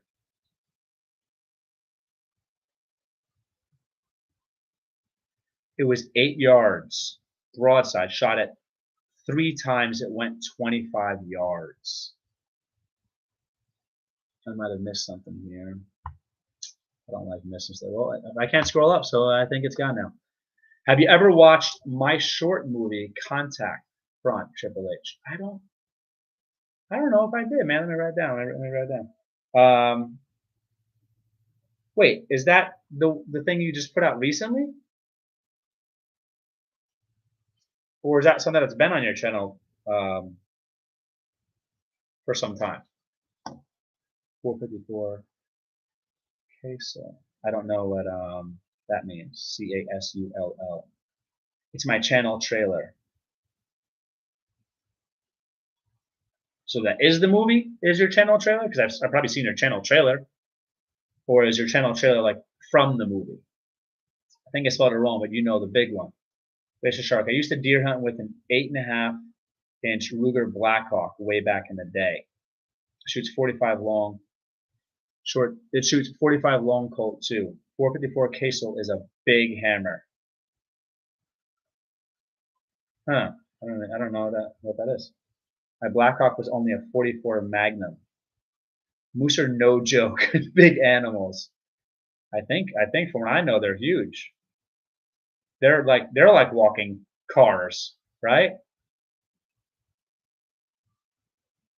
few months ago, I think we were talking about the movie thing. I'll check it out then. I think that was the same gun I had in 454. It was a double action. 454 Casel is a caliber, like a 45 Super Magnum. Oh, okay. I did not know that. There you go. Just learned something. 454 Casel. Might not be pronouncing that correctly. Oh man, I could pick both of your brains as far as freedom tools. I have so much to learn, man. And I have to say, just as a hobby, I mean, freedom, defense against tyrannical power or powers, yes. Self-defense, yes. I absolutely, after those, because those are priorities, after those, I think it's just fun. I think freedom tools are fun. I think I totally understand why it's a hobby for people. And that alone, there's freedom in that. Where people want to take away people's hobbies. If they enjoy it and not hurting anybody and they're just into it. They're into the science of it, the ballistics, the building of them, whatever, the accessorizing them, if that's a word, accessorizing, I think it is. It's a cool hobby, and I think it's a great hobby, and I think people are disgusting for wanting to take away people's right to the hobby. And I'm talking about the hobby not being as important as the aforementioned reasons of defense against tyrannical powers, self-defense, all that. But still, as a hobby, totally awesome, totally fun. If I had the money and the time, I would be so into it. I would spend a lot of time doing it. You probably had a Red Hawk, Glacier. Black Hawk is a single action. They are really big. They are really big. A big one is 800 pounds. Yeah, that's a that's like a car, a small car. Weight wise, I wonder how. I mean, wow. If you have fun, you'll get a lot better at it too. That's a good point, man. Straight up, like, yeah. Otherwise, if people don't enjoy it, then it becomes work or like a chore or something, maybe, or just training that they don't want to do, whatever. But I enjoy it. My wife is a pretty good shooter, but she doesn't enjoy it, so she'll never reach her potential. Freedom, I mean, shoot 22 LR. It's dirt cheap and very easy to excel at. Triple H. That's a great point. Yeah, I like that for sure. I've got lots of freedom seeds for those. And let me ask you a question. And I feel like I might know the answer, but I just want to get actually, I'll ask for both of you. Even though it's a 22 LR, which we have, a couple. Let's just say, I just won't say where they are or whatever, but shooting that, is it very firearm specific, the learning, or do you think that if you learn like with a 22, for example, there's carryover in the skills you learn from shooting a 22, as humble, if that word applies, as it is there carryover to that, to shooting, like, let's say we have a 308 or whatever, if we have a 308, I don't want to say anything, is there carryover, or is it learning how to shoot a 22 is learning how to shoot a 22? I feel like there should be some carryover compared to an elk at 700 pounds. So moose are much bigger than elks. Elk, still 700 pounds, still huge. 1,800 pounds. The younger mooses are much smaller. We shoot the first bull that comes out for food here. It's usually small. What do you mean by comes out for food? Where they leave a certain area, they go there to forage, they travel more into your area or something? The fundamentals are the fundamentals. Yeah.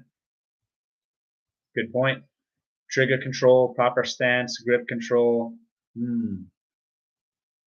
One time I shot a moose with 72-inch wide antlers.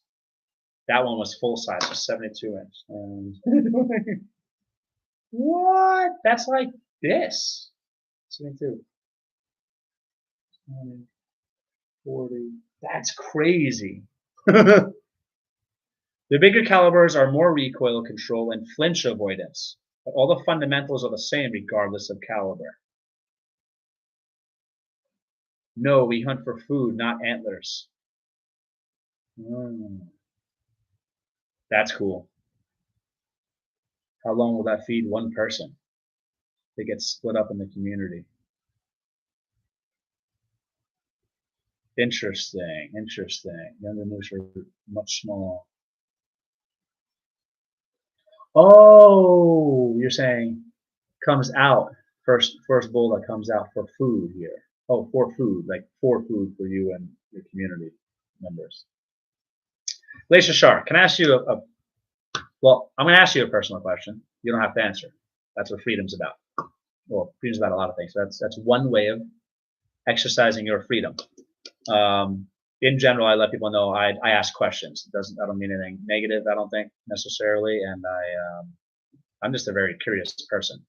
So I'm going to ask you a personal question, Glacier Shark, and you absolutely do not have to answer, and that is absolutely cool if you don't want to. What is your ethnic background, your ancestry? I'm very curious because you look, for me, possibly ethnically ambiguous. I could not figure it out. I had a thought or thoughts, but I could not figure it out. I'm just very curious and interested in that type of stuff.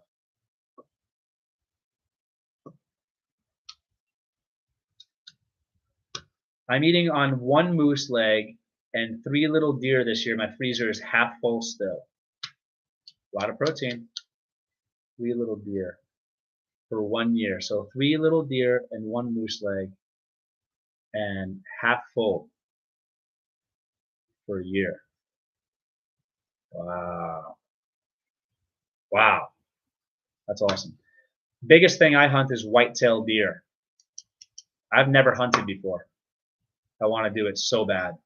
I feel that when I bring it up to people, I ask people, they're kind of like, I would say understandably, because I try to be an understanding person. They don't want to take beginners because I feel like they think that the beginners will want to ruin it. Will ruin it somehow, or they don't want to take the time to teach people, or maybe or give up their hunting spots or something. I just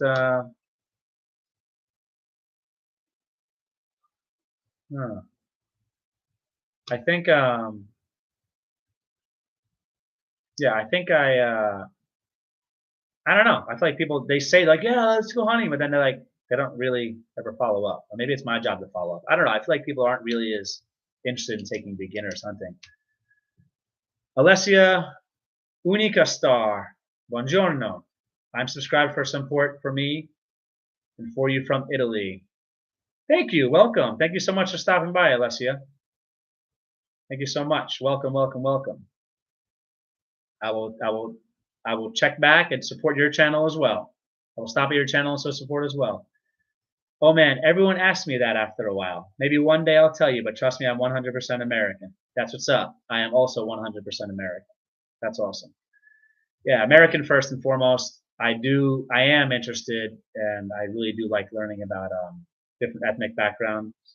I do believe genetics matter. I would say obviously, and I'm into ancestry and I don't want to say eugenics. I'm not into eugenics, especially in the negative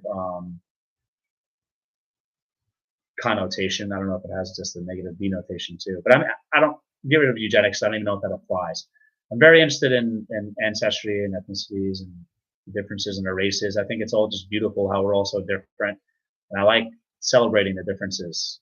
And I think it's really cool. And I really like history. So I like hearing about different like ethnic groups, different racial groups, and what they did, and learning about different cultures. Interesting stuff to me. Interesting topics. Freedom by me. Next November, you come down here, you can hunt deer with us. That would be awesome, man. And I actually might take you up on that because people around here are very, very big into hunting. But I feel like they're all like intermediate or advanced. And they might not be willing to take people. And also, I don't really know a lot of people. I'm a social person. I like networking. We've been here as much as I'm social and I like networking and I meet people. We've been here around 4 years. A lot of these people have grown up here their whole lives, so I don't still have yet to meet people. Ciao. There you go. Breaking out some Italian freedom by me. Very nice. Alessia, do you speak English? Do you write English? Just curious. If not, all good. Totally cool. I'm happy you're here. Yeah, I feel a lot of people they attach if people live in America, if they're Americans, they should be and I will say, as a freedom loving person, proud to be an American can actually be a really stupid thing. Because people are just proud for all these superficial, stupid reasons. I am proud to be an American. I love being an American. I like the freedoms that I enjoy. I will not say that the freedoms I enjoy came from a lot of recent wars, for example. That's a whole different discussion. But if people are American, they should be, you know, claim. It doesn't necessarily be proud, but claim being an American. I do not like when people are immigrants and they have an allegiance to the country they lived in before. I feel like if they're going to come here and live here, they should be very pro-America. Freedom by me. Okay, guys, I'm off. Have a great one. Nice to meet you, Glacier. I can't believe I'm surprised. I can't believe. I'm surprised Freedom by me and Glacier just met. You two are some of our biggest, not my wife's channel as well. Two of our biggest supporters, and you're both super cool. So I'm happy you folks got the chat. That's awesome.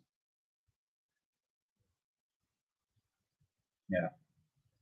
I'm actually it's 2:15 a.m. here. I'm probably gonna. They say my country, not referring to the USA.